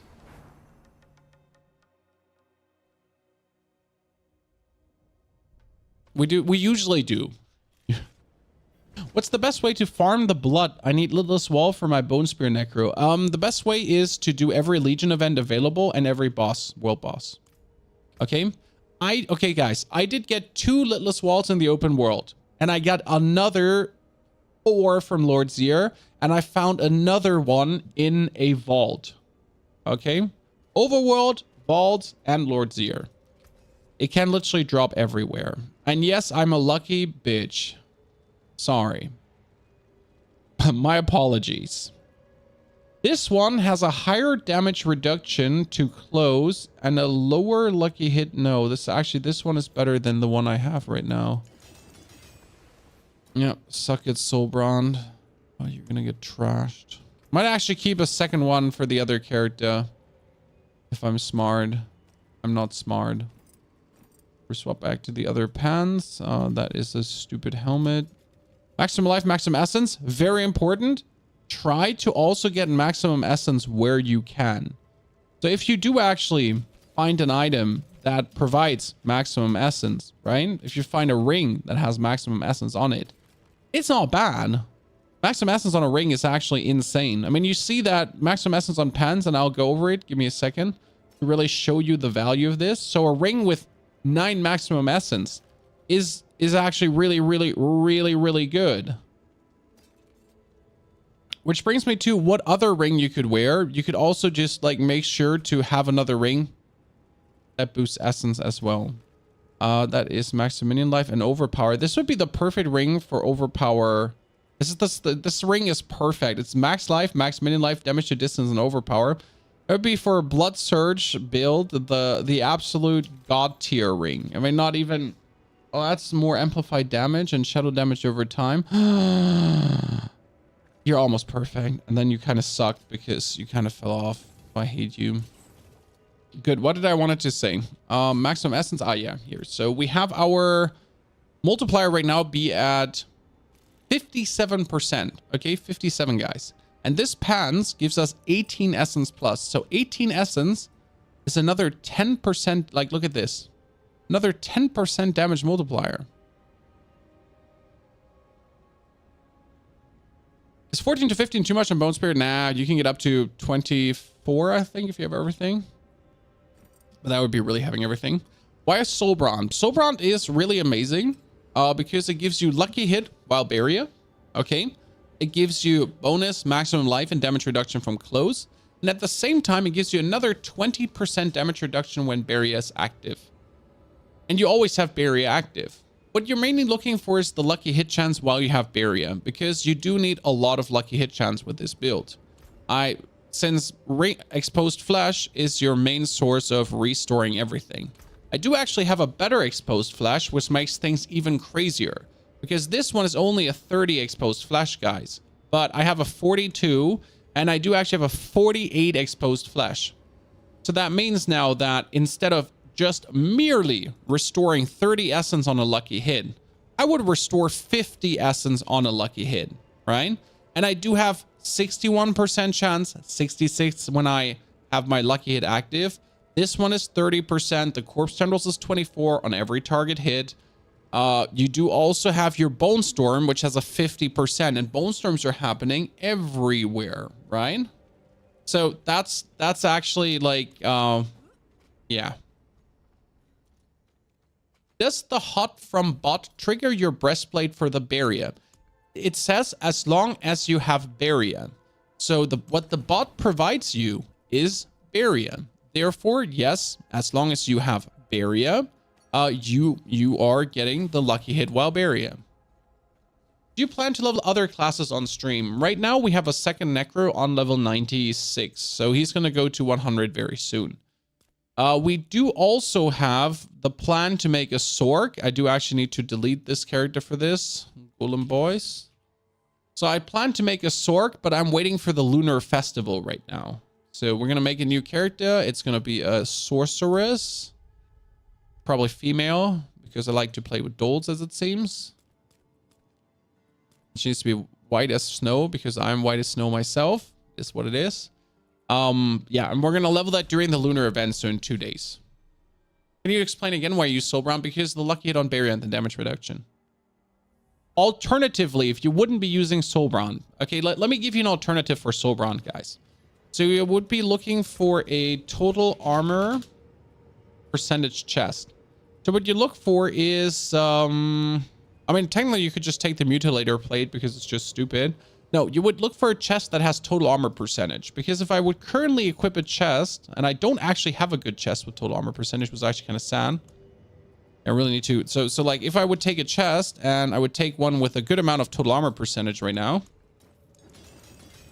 I would go from 10,000 up to 12,000. And that's great. But again, I don't think that's necessary, because the dungeon we are doing, okay, guys?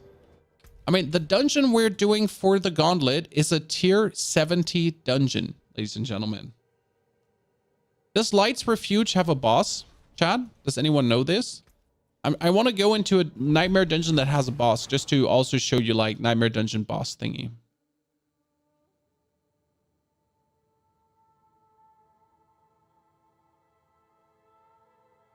Gore has a boss, yeah, but I don't have a Gore, so I only have a Light's Refuge.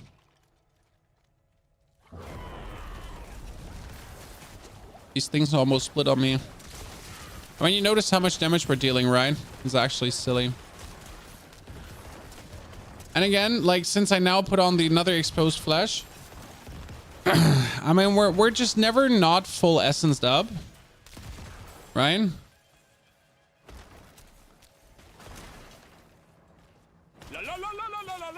A poor bot doesn't even have a chance to make them vulnerable. They need to be vulnerable so you get essence back, right? That's important, but since we're actually throwing in our...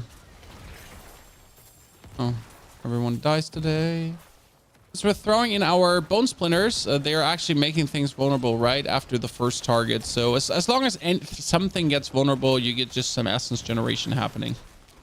So my favorite part is how we literally turned a build that used to be essence starved into something that is never essence starved again, right? Because who wants to not be full essence the whole time? Oh, it's just silly.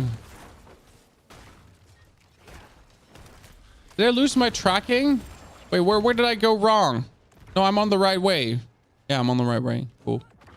What do you have on boots? Currently the flicker step, because they higher the damage of my bone storms, and my bone storms are actually doing significant damage. It's the same as with the corpse explosions, because my corpse explosions that are happening the whole time are getting boosted by the whole critical strike shebang I'm doing, right?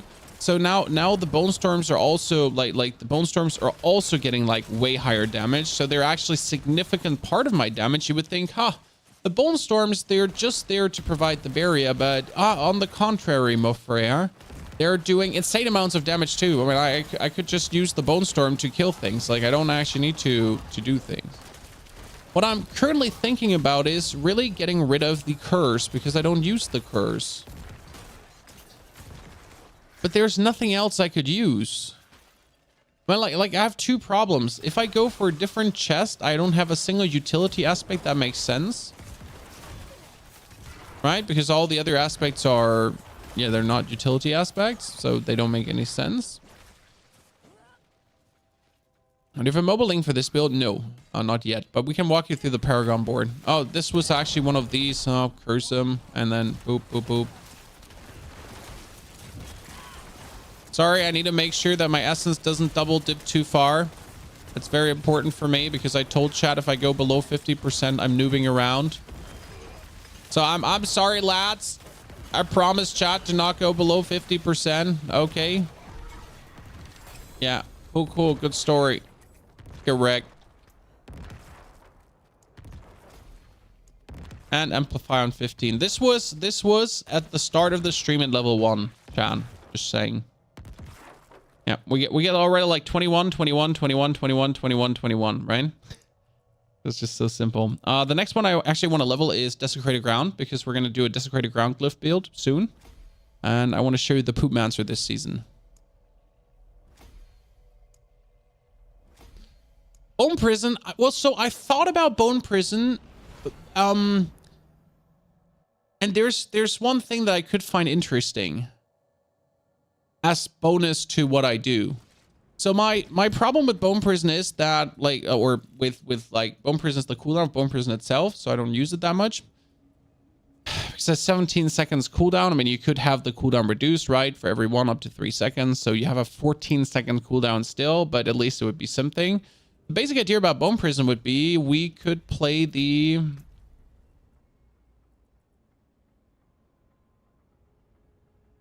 No, that would require 2 aspects. Fuck. I was thinking about playing Plunging Darkness to pull things together. So to have the Bone Prison be essentially...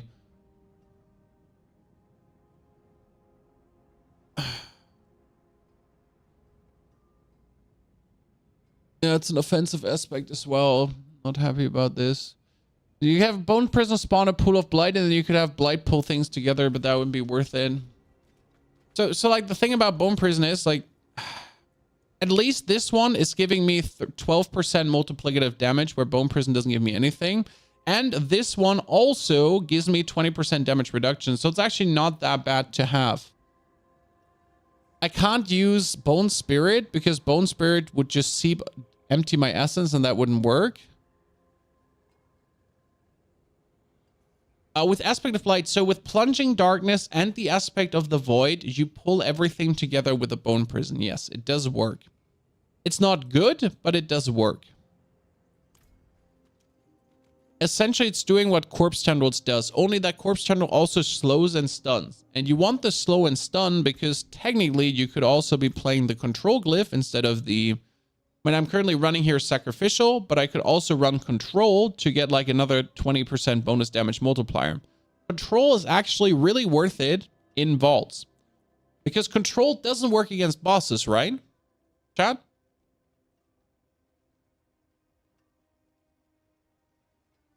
Is there a pet build that works, or are they useless? Yes, there's a pet build that works just for the people that just joined. We have a Summoner Necromancer. Ours is level 96. We are going for, there's 2 pet builds. There is a full Mendown build, and there's a Mendown Summoner. And there is also a full Summoner, and there's only a Golem Summoner. So there's a couple of builds that actually do the things. We went for the ultimate pet fantasy here, and we have a build that's using Mendown and X-Files Corroded Signet, but we actually use Army of the Dead, so we have a very cool build. And now I'm not going to do a tier 100 because tier 100s are actually, like, I can do them, but they take time and they're painful, and I want to wait for level 100 to do this. But just to give you a feeling for what a pet build does, and we're going to do a tier 60, which is still reasonable enough to do. You have your minions around you, right? Woohoo, army of minions, and then you would boost their... Then you have your cool golem also, and you would boost their attack speed, and then would curse the enemies, and they would send your dude in, and then you would throw blights in to pull them all together, and then you would corpse explosions, then everything dies, and then you go on, and then you throw blight in, and they pull everything together, and then you curse them, and then you slam with your golem.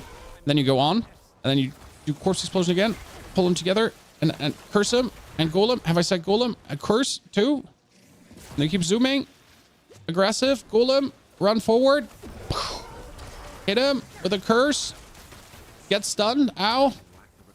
Pull them all together. Army of the Dead, golem attack. Curse, golem attack. Get hit, golem attack. So, like, there's a lot of golem attack, by the way.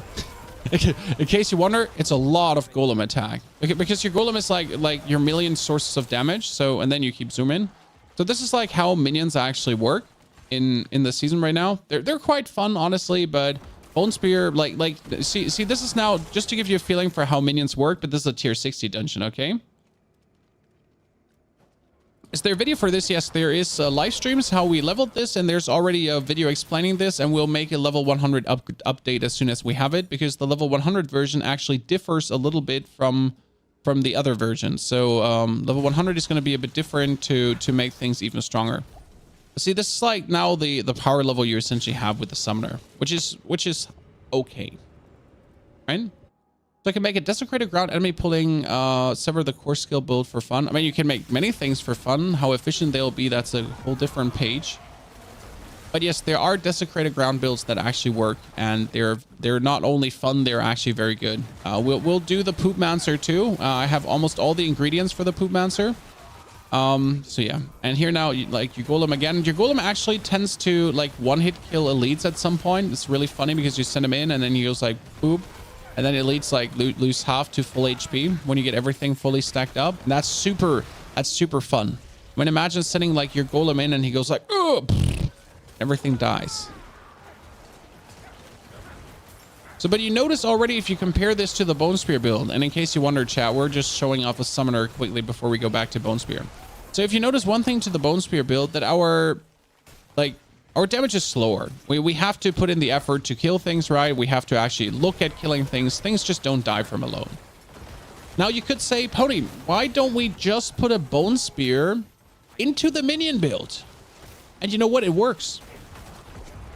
It's actually not completely crazy. But the problem is that a lot of the damage of the Bone Spear comes from having infinite essence, having the actual serration go on. So when you're making a Minion Bone Spear build, you are not using minions for your damage. You're only using Bone Spear for your damage. So it's going to be a Mendeln build, this ring here, that's using the high lucky hit chance of Bone Spear. But end of the day, you're just a Bone Spear build that has a pity on minions' souls, and that's why you play them. So you don't actually play it because you like minions, right? You just play it because you pity their souls. I will make one of those builds though, because I'm really interested to see like how the community likes it. So this is essentially like the summoner fantasy. I will do a full Mendeln build too, and we'll make a Mendeln bone build this time. Okay. Is Barb significantly stronger than any class currently? Barb is not significantly stronger than any class currently. Barb has been the strongest since like the last 3 seasons now. Oh, that's another ring, chat. Look at me, just getting another ring of Mendeln. Talking about getting uniques, chat. This is me. I have a streamer account.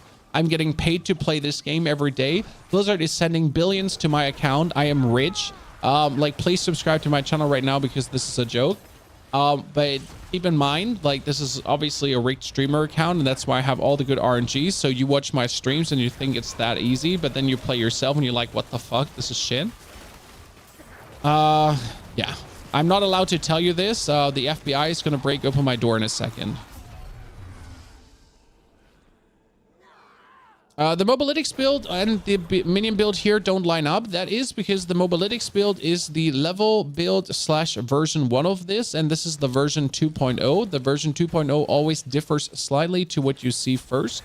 I will give you the updated version on Monday or Tuesday, depending on what other videos I have to make. But yeah, don't worry, it will come. It's just like a matter of getting all the things out. I mean, the other build is not weaker in any capacity. This one is just more powerful because it took the existing concept to the next level. And I always like to do this. So I give you like version 1 of builds, and then I make them better to give you a version 2. And now like as we're done, we can go back to Bone Spear. But to wrap it up, chat, essentially the Bone Spear build you have just seen us play. That Bone Spear build can also be played with minions. Okay. There is a problem though, and I'll show you the problem. Okay. Actually, the problem is minimal, and I'm really surprised that it is. Actually, the problem is minimal, and I'm really surprised it is. Huh. Interesting. Yeah, we could make that Bone Spear minion build. We need to get level 100 for that first, though. Okay, because like I'm not going to make this unless I'm 100.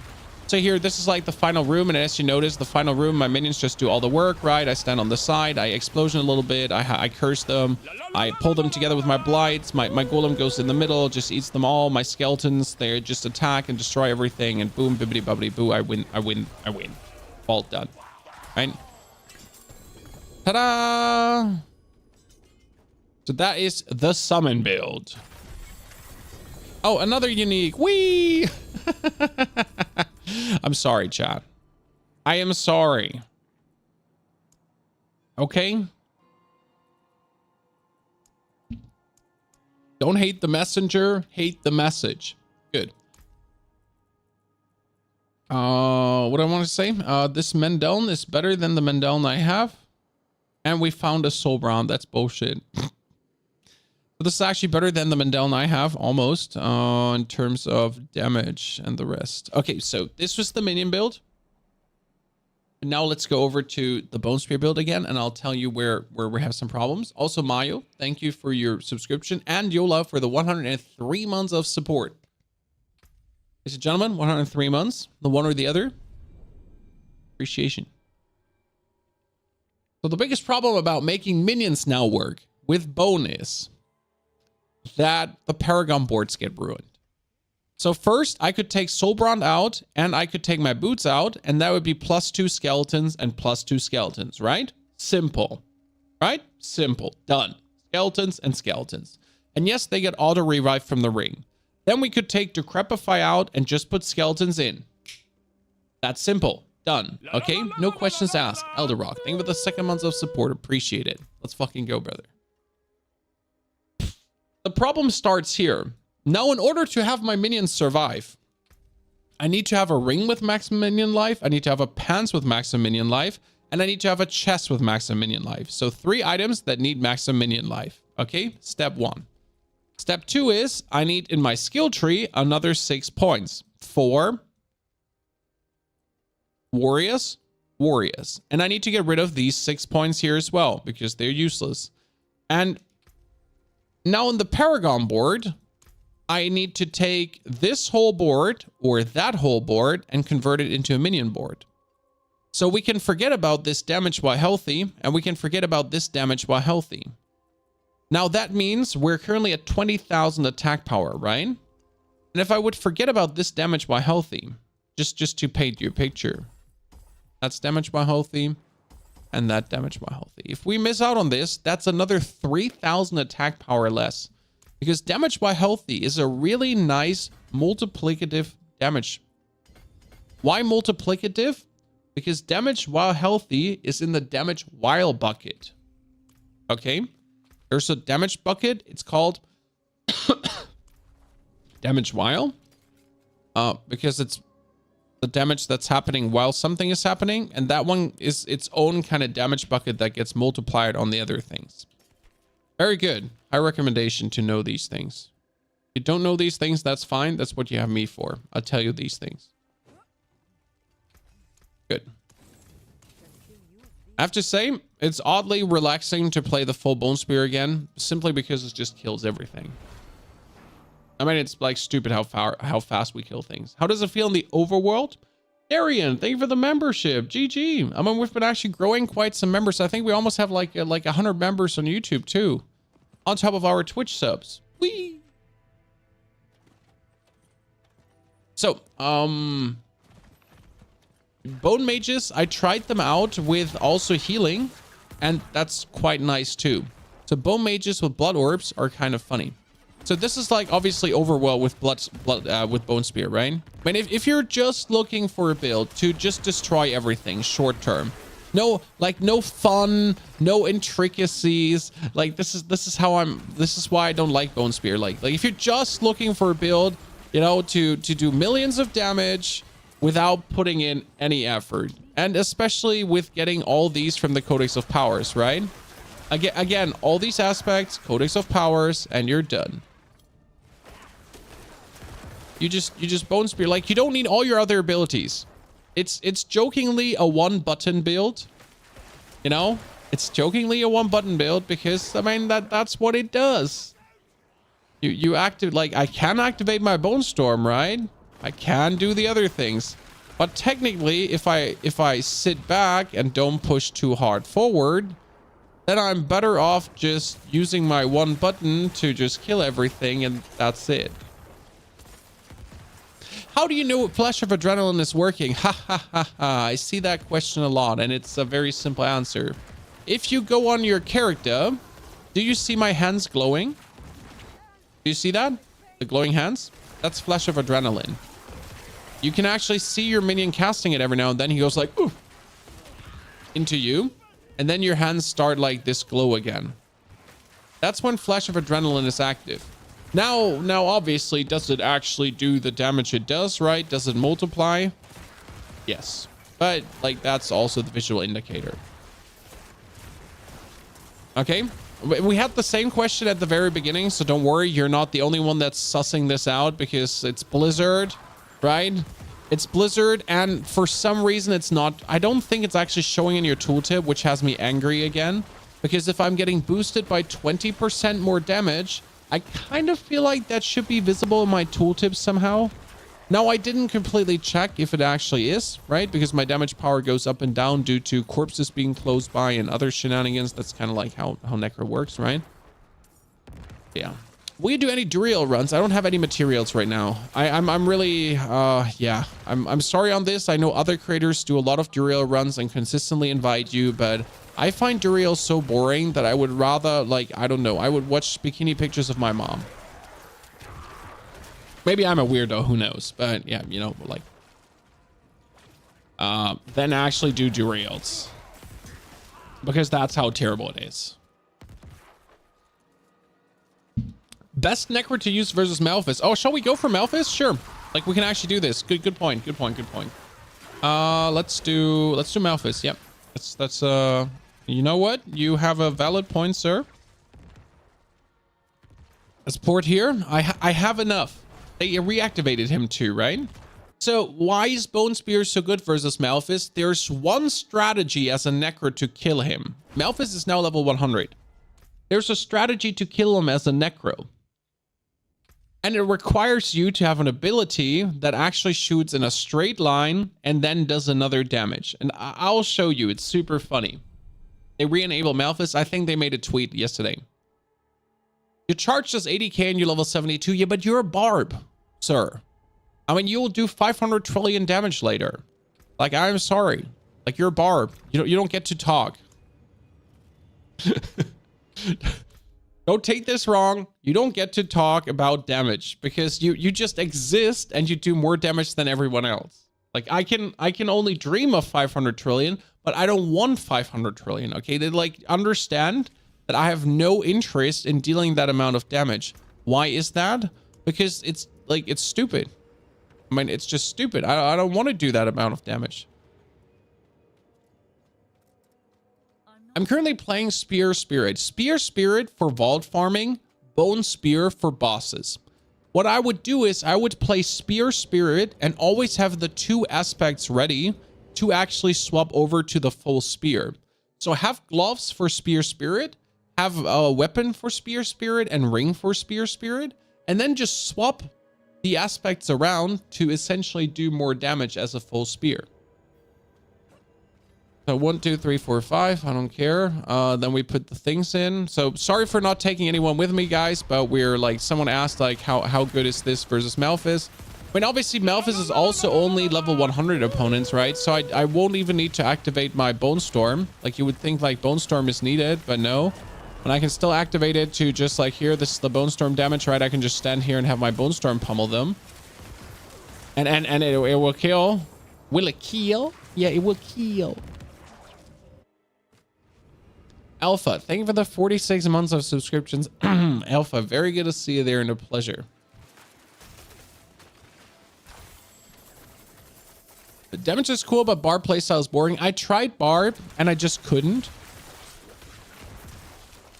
Maybe it was the early levels, but like having to use like these shouts and then hit things, and I don't know.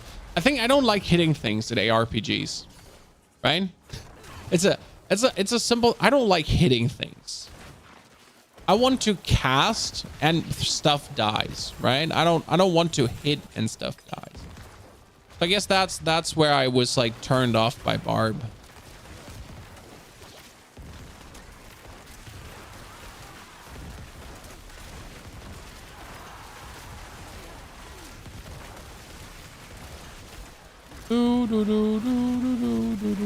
I'm killing things so fast, I'm not even getting my vulnerable stuff going. Let's pull them all together.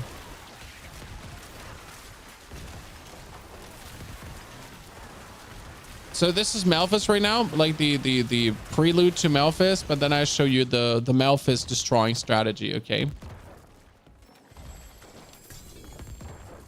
get all my stones up. I think my stones are all max leveled actually at this point. I'm unsure if they're like how they wouldn't be. By the way, anyone else enjoying the new gold dropping animation and feels like it's pure dopamine? So I dearly hope so.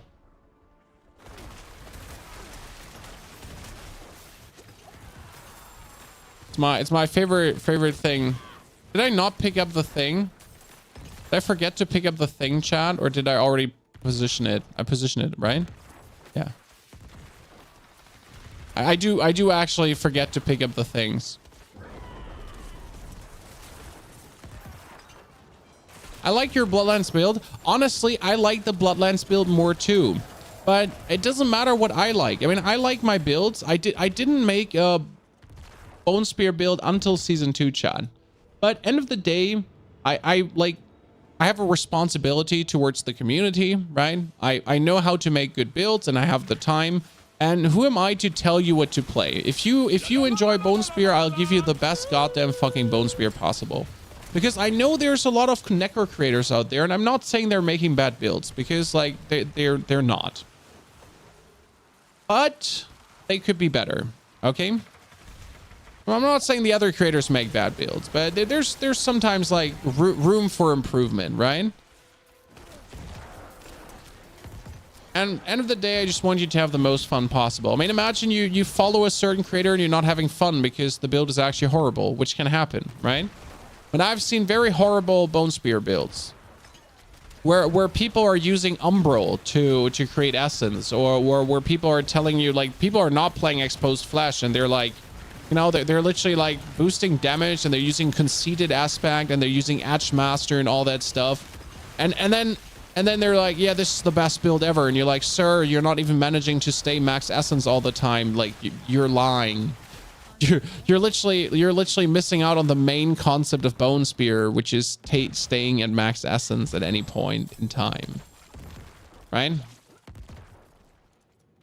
What is the most OP necro leveling build? Minions. Minions are so fast and so easy to play. I have a leveling live stream, and your jaw will hit the floor when you watch that. You try to respec into minions. Minions are... I wouldn't respec into minions unless you really love minions.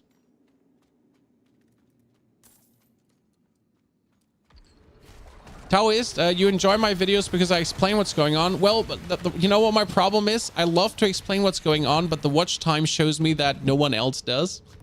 So I made this 20-minute long video, which has all the information that are important. And then you look at your average watch time and you see people are watching like 4 minutes of the video, which is okay because people are watching what they need. It's the guide, right? People watch what they need from the guide. And the people that need more, they watch more. But it's kind of like, why did I even bother with 20 minutes? I could have just made it 4. Still, I prefer like to make long, winded, good videos that have all the knowledge. So you also don't have questions. And then you get the questions anyways because people don't watch the whole video and they're like, hey, sir, so I see you're using this and this and that, and like it doesn't make sense to me. It's like, you didn't watch the video. You didn't watch the video. That's why it doesn't make sense to you. Yeah. You didn't. Like, don't lie to me. Like, you're saying you did, but you didn't. I'm not offended. Long videos, better ads. Well, if your average watch time is 4 minutes, it doesn't matter how long the video is, right? Like, what do more ads use you if no one watches these ads? Right? So it's the misconception of viewers that think the longer the video, the more the ads, the more money. Nah. I mean, like, sure, if you make a 20-minute video and your watch time is 10 minutes, then you get more ads. Ha ha ha.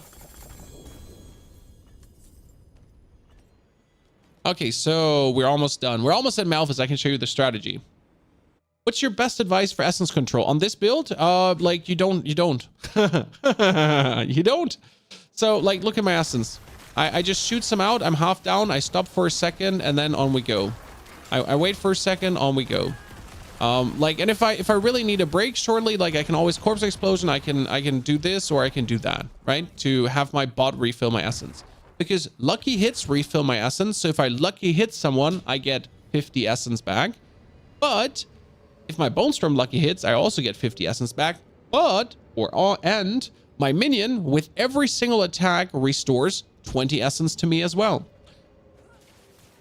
And the goal is to always stay above 90, because above 90 is maximum damage. And 90 in my case is half my essence. Because when I attack, my bone thingy pops, and then I'm at 181. And as you can see, like, then half of it is 90. So if my ball is half empty, I'll just do some corpse explosions. Every corpse explosion gives me essence. Every corpse explosion can lucky hit. And I will be essentially full instantly again, and then I can do maximum damage. And it makes a difference, honestly, because the more essence you have, the more damage multiplier you get. So this is not additive more damage.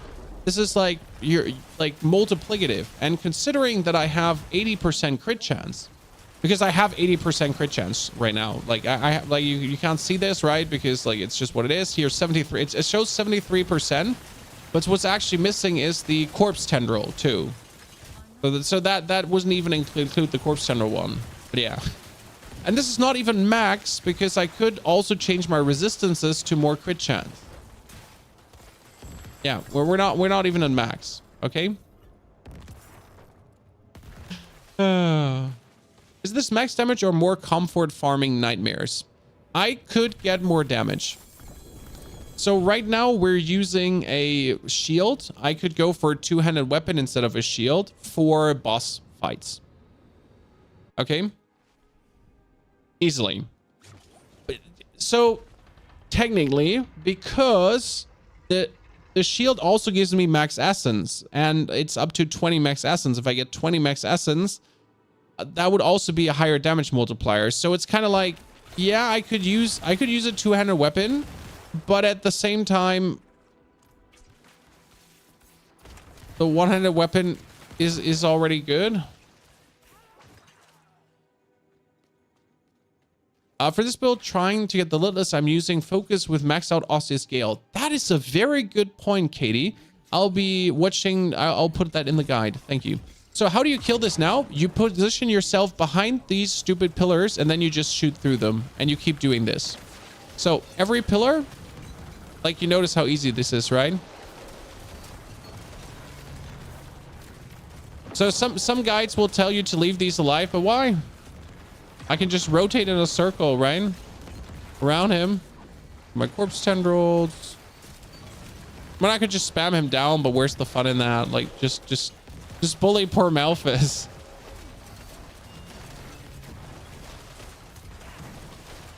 You know? That's my favorite strategy to get it done, because it's like so simple. And before you get hit, guys, these frost balls here, they are actually reducing your stacks of warding. Yeah, I don't know who thought this was a good idea, but I literally lost my stacks before I could open these boxes, so that was a bummer. I felt kind of scammed. Yeah, happens. That's how easy you kill him. Is it worth doing strongholds when hitting 60 on World Tier 4? With 60 on World Tier 4, you should be able to just do the overworld content, so you don't actually need to do strongholds. You're more than powerful enough to just destroy everything, so don't see where that is going on. But what Katie just said, guys, is if you do not have the Litless Wall, you're going to take a focus, and there's one single Necro defensive aspect that works with this very well, and it's called Osseous Gale, which eats corpses to prolong the duration of the Bone Storm. And with Osseous Gale, essentially, if you don't have Litless Wall, you at least have the Bone Storm going on permanently. Did Uber Lilith? Never seen that fight. So there is one problem with Uber Lilith, and I'll show you the big Necro problematic. So first and foremost, I have shitty movement speed, okay? First and foremost, Necro is slow. I mean, he's slower than a barbarian in full plate armor with 4 weapons. Right? All of that together,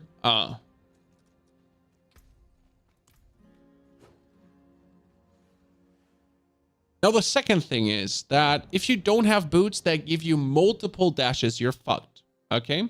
Because without boots on multiple dashes, her phase 2 will destroy you.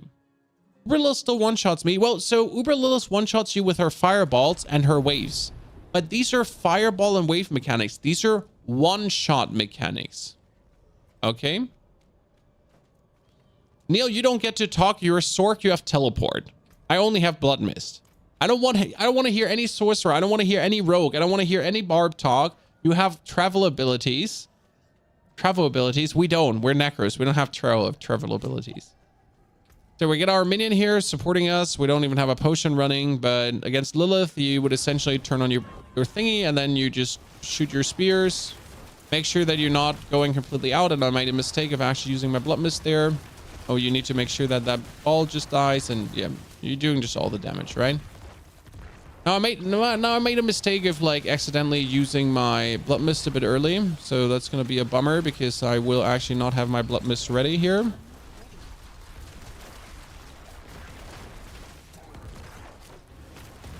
So these one-shot mechanics, you just essentially gotta figure out, right? There's no like no one can actually like give you a guide to this. Like you gotta understand how they work. And here you're just blasting through her, right, with your lucky hit chance. That's it. We're done. We make sure that she doesn't kill us. Oh, she comes down another time, but that doesn't kill us. And that was phase 1. Done. Boom. In phase 2, she has her fireballs, right? Barb just kills all bosses before they can do anything. Well, not for Lilith because her phase 2 is now eternal, right?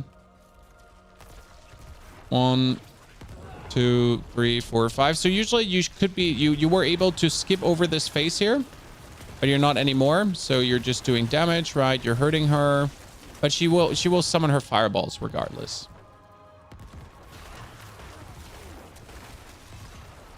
So you're gonna have to like dodge these fireballs, and if you don't dodge them, you die. And there's also like there's no wiggle room.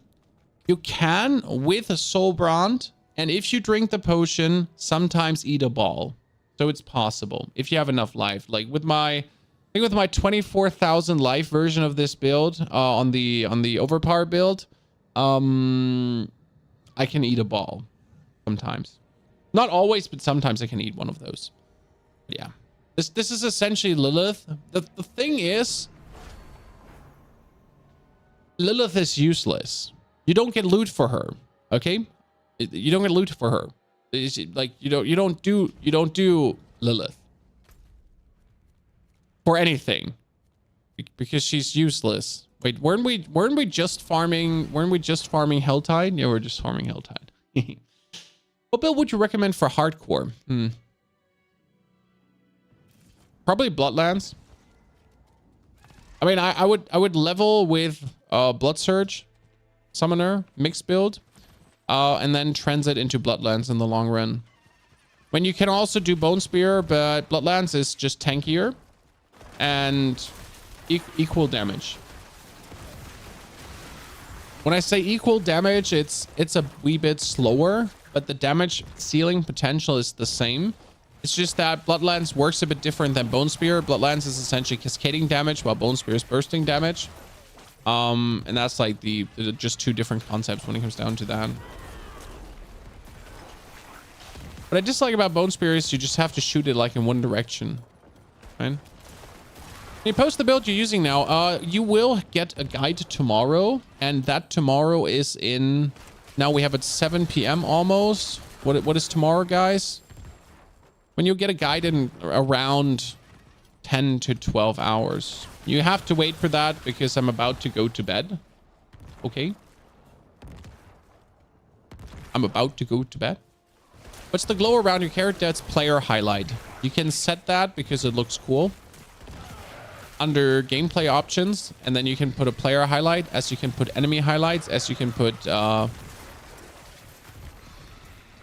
like your mouse pointer a different color, so you actually get this. I mean, you notice, by the way, all my cool Bone Storm skies. If you had Osseous Gale, that would make change.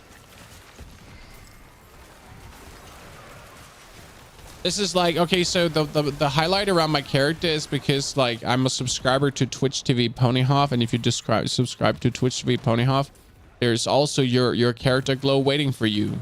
Yeah, Oh, what happened? Poor guy. Poor guy. But Hell-type commander has just so few HP. I don't know why it is, but like the blood Hell-type commander has no HP. Does Bloodlines work well on bosses? Bloodlines works increasingly well on bosses, especially because you can take a pens with you for your boss fights.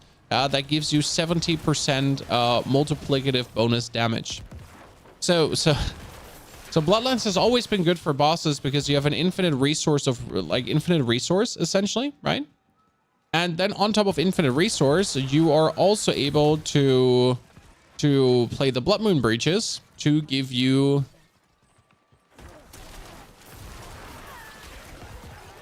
even more damage. I mean, another 70% multiplier on your overpower damage. Just like that. That's it. No condition. Absolutely unconditional. Absolutely unconditional. Just, oh, you overpower 70% multiplier. Do you have a Necro example build with Shaco, Grandfather, and the Ring? Well, the problem is that the only uber unique that's good for Necro is Grandfather and Shaco, but not on the same build. So, I mean, if you have Grandfather, Shaco, and that, just use it. But I will tell you now and there that stacking uber uniques on Necro is not efficient. Okay, Nozzle, good to see you there, brother. How many nukes do you get already? It's a simple thing that uber uniques are useless on Necromancer. Grandfather is good because it's it just overscales your crits. Shaco works really well on an Infinimus Shadow build because you use so many different skills that profit from it. So a Shadow build loves it. But there's only one uber unique per Necro build, if even.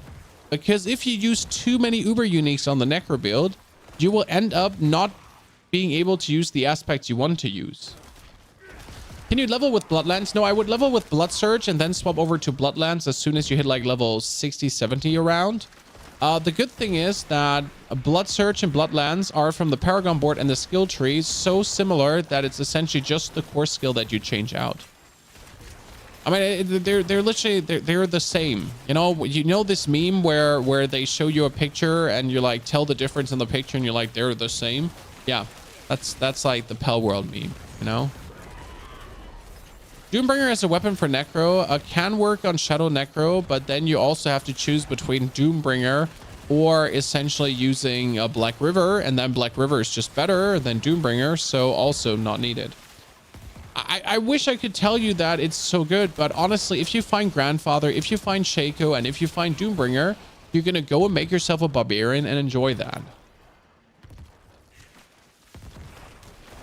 Piotr, yeah, the minion build needs you to figure out essentially how it works, like you know, to get the vibe in, and then you're flying.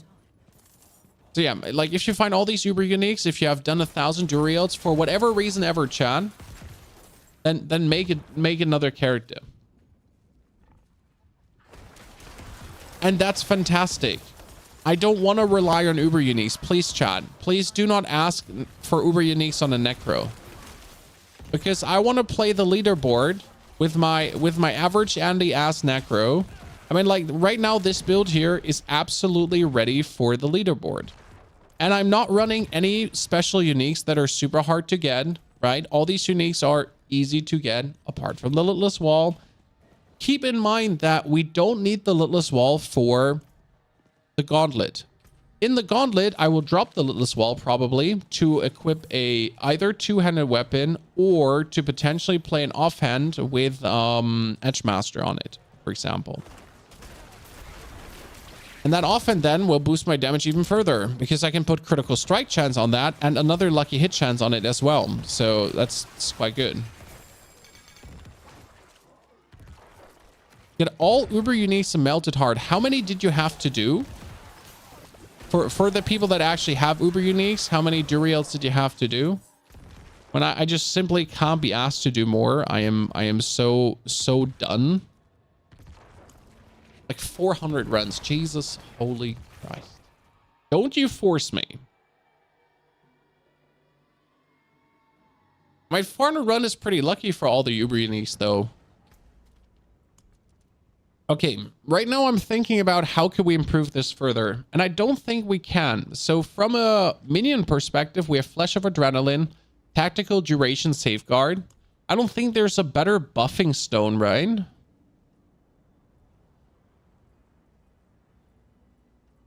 Nah. Nah. But the good thing is that our Bone Spear is essentially getting another 20% multiplier fixed, right?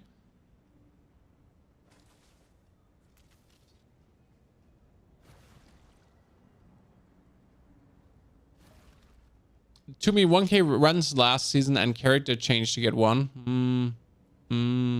I feel you there. Have you got an Evernight and Genesis? Nope.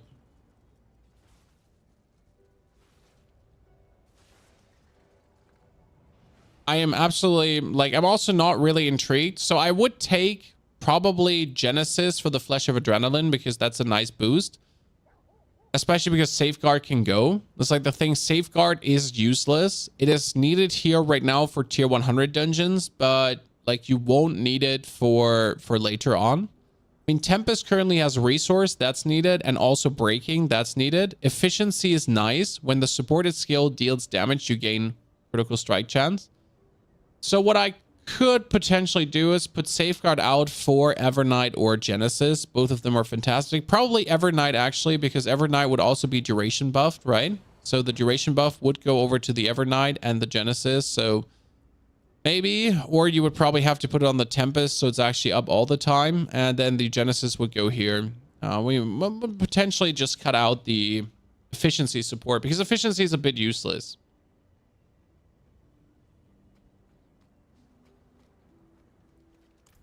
I'm like, right now, the Ring of Starless Skies, I think they buffed it, right? I don't actually know. Like, what is the Ring of Starless Skies reads against currently? It got changed. Oh, what was the change? I don't have it in my mind anymore.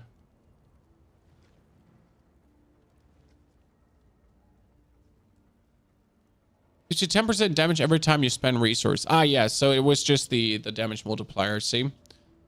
I would probably take the Ring of Starless Skies in boss fights, right?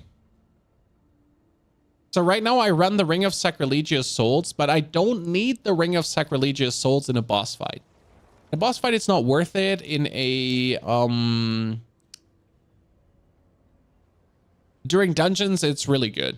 So for that, right? To get a good one-handed weapon, you just do tier 90 vaults, World Boss, Duriel. I mean, they're just like sand on the beach. Sand on the beach. Yeah. Only using synonyms? I don't know. Tortoise. Build, please. I can quickly walk you through. So we're playing Reap, Enhanced Reap. Then we have Imperfectly Balanced Rocking together with all the points in Bone Spear on Paranormal Bone Spear with the Hood Flesh. Only 1 point in Blood Mist for the corpses, but we could also go for the crit chance. I do like the corpses though. We actually have 5 points in Corpse Explosion to boost the Corpse Explosion damage, but these 5 points in Corpse Explosion could also go into more Death Embrace for bonus damage reduction from close enemies. Don't think we need that. We have the bonus fueled by death. We have Decrepify cooldown reduction and bonus damage. Then we have our Corpse Tendrils do enhance Corpse Tendrils and actually not vulnerable because we have vulnerable constantly over breaking support. We only have 1 point in Serration because more critical strike chance is not needed since we have all the critical strike chance in the world already. Kinda. I mean, this would essentially give us only 1% more critical strike chance for every 30 essence you have up in cast. We have 150 essence when we cast. Yeah. I mean, that's another 5% that you like literally don't need. I mean, you get these 5% for free, but I'm just not even willing to put the points in. Then you need the Memento Mori sacrifice in this to actually get the Ossified Essence for the maximum bonus. And we're currently at 58%, which is good. Now again, we could take all these 4 points out, right? And then you have another 2, and then you have another 2 somewhere. But honestly, I like my Corpse Explosion stronger just for more damage. Now, you can argue about usefulness or not usefulness, however you feel like that. But I like it. It's kind of fun. Otherwise, there's like nothing to really put it into. I found that Sacrilegious Ring really works good with the minion builds. Yes. Did the blue stone on the wand work versus the boss fight? So this is currently critical strike damage to crowd controlled enemies. And I have that on because we are essentially just one curse away from having them crowd controlled. No, the actual stone does not work against bosses. So against bosses, you kind of want to have that stone out and you would take versus vulnerable enemies. In general, it's probably the better stone to have in. Like no argument asked here. So I should take this out. And I should be taking the emerald in because this is critical strike chance against vulnerable enemies, and vulnerable enemies obviously works against everyone. The rest is absolutely not worth it. I mean, ruby is obviously overpowered. Damage over time doesn't work. Topaz was basic skill damage. Yep, and we don't do basic skill damage. Diamond was ultimate skill damage, which is kind of nice. If we actually ultimate skill damage would work with Poopmancer. Poopmancer. It will work with Poopmancer really well. Huh. I'll think about it. You just want your grandfather? Yeah, I kind of wanted to potentially play it in the leaderboard. I might be forced to farm it for the leaderboard because realistically, Necro is too good with grandfather, or Bone Spear Necro is too good with grandfather, but it's not mandatory because we're just absolutely insane. But it's damage reduction when crowd controlled. Yeah, but you just want life. More life is better. That's kind of like the Bone Spear build. I kind of wanted to try out the Shadowbone Spear build. So that was the stream about. Okay, guys. That was the stream about Shadowbone Spear build. But we kind of dumped the Shadowbone Spear very early because it was just simply not worth it. I mean, yeah. Pain in the ass, but it is what it is. Now, tomorrow, we're back to Summoner leveling. So if you ask what is the plan, guys, tomorrow we're back to Summoner leveling. So we get the Summoner Necro leveled up fully to level 100. Then on the 6th, that is in 2 days, we will be leveling up our Sorg and probably one single stream to get that to 100. It's going to be so good and I can't wait for it. And then we'll be jumping over to farm the final gears because I will only go for Sork and 2 Necros to get ready. We see this build tomorrow on MOBA. You'll see the build tomorrow on MOBA and a full build guide coming with all the intricacies and everything and what you should do while leveling and all that kind of stuff. 1 to 60, because 1 to 60, you're actually going to use minions until 60. It would be stupid to not do that because like Corpse Tendrils is useless. So while you're going to 60, you're actually probably going to be using summons if I want to integrate that into the build. See if I want to prolong the build that long. How long will Lunar Awakening be? No one has said that. I assume like probably for 4 weeks. My assumption is right now, guys, we get Lunar Awakening for 2 to 4 weeks. And when Lunar Awakening is over, boom, leaderboards. So that is currently the plan. And I could see that making super sense because everyone is going to be like, oh yeah, Lunar Awakening, woo! And then leaderboards. I know, right? Does it say till the 20th? It actually does say till the 20th, right? So after the 20th, we get leaderboard. I can't see this be any other way, right? 20th is then roughly 1 month into the season. We have 2 months left. And if the Lunar Awakening doesn't have you get all your gear for whatever you need, then yeah, get wrecked. Okay, I am done now tonight, chat. My family wants to go to bed. I need to help my daughters brush their teeth with their little phone app. Yes, we have a little phone app. There's a tiny monster in my phone and it brushes the teeth too, and they love it. So I'm done for tonight. I'll be back tomorrow live. Dorn of the Dead, thing with the 180 bitty titties. Can't wait to like finish this guide, level this to 100. Can't wait for the Sorg. It's going to be a Blizzard Sorg. So I hope you're as excited as I am. If you want to watch the Lunar Awakening video and you haven't done yet, do that. And I'll put this VOD of this stream live on YouTube straight away. So you can also, if you want to do this build already, you should just watch the first hour. The first hour has all the information about this build going on as well. Okay? Have a great good night. Thank you all for coming. TikTok, YouTube, Twitch, everyone, subs, memberships, all of that. Appreciation. Good night.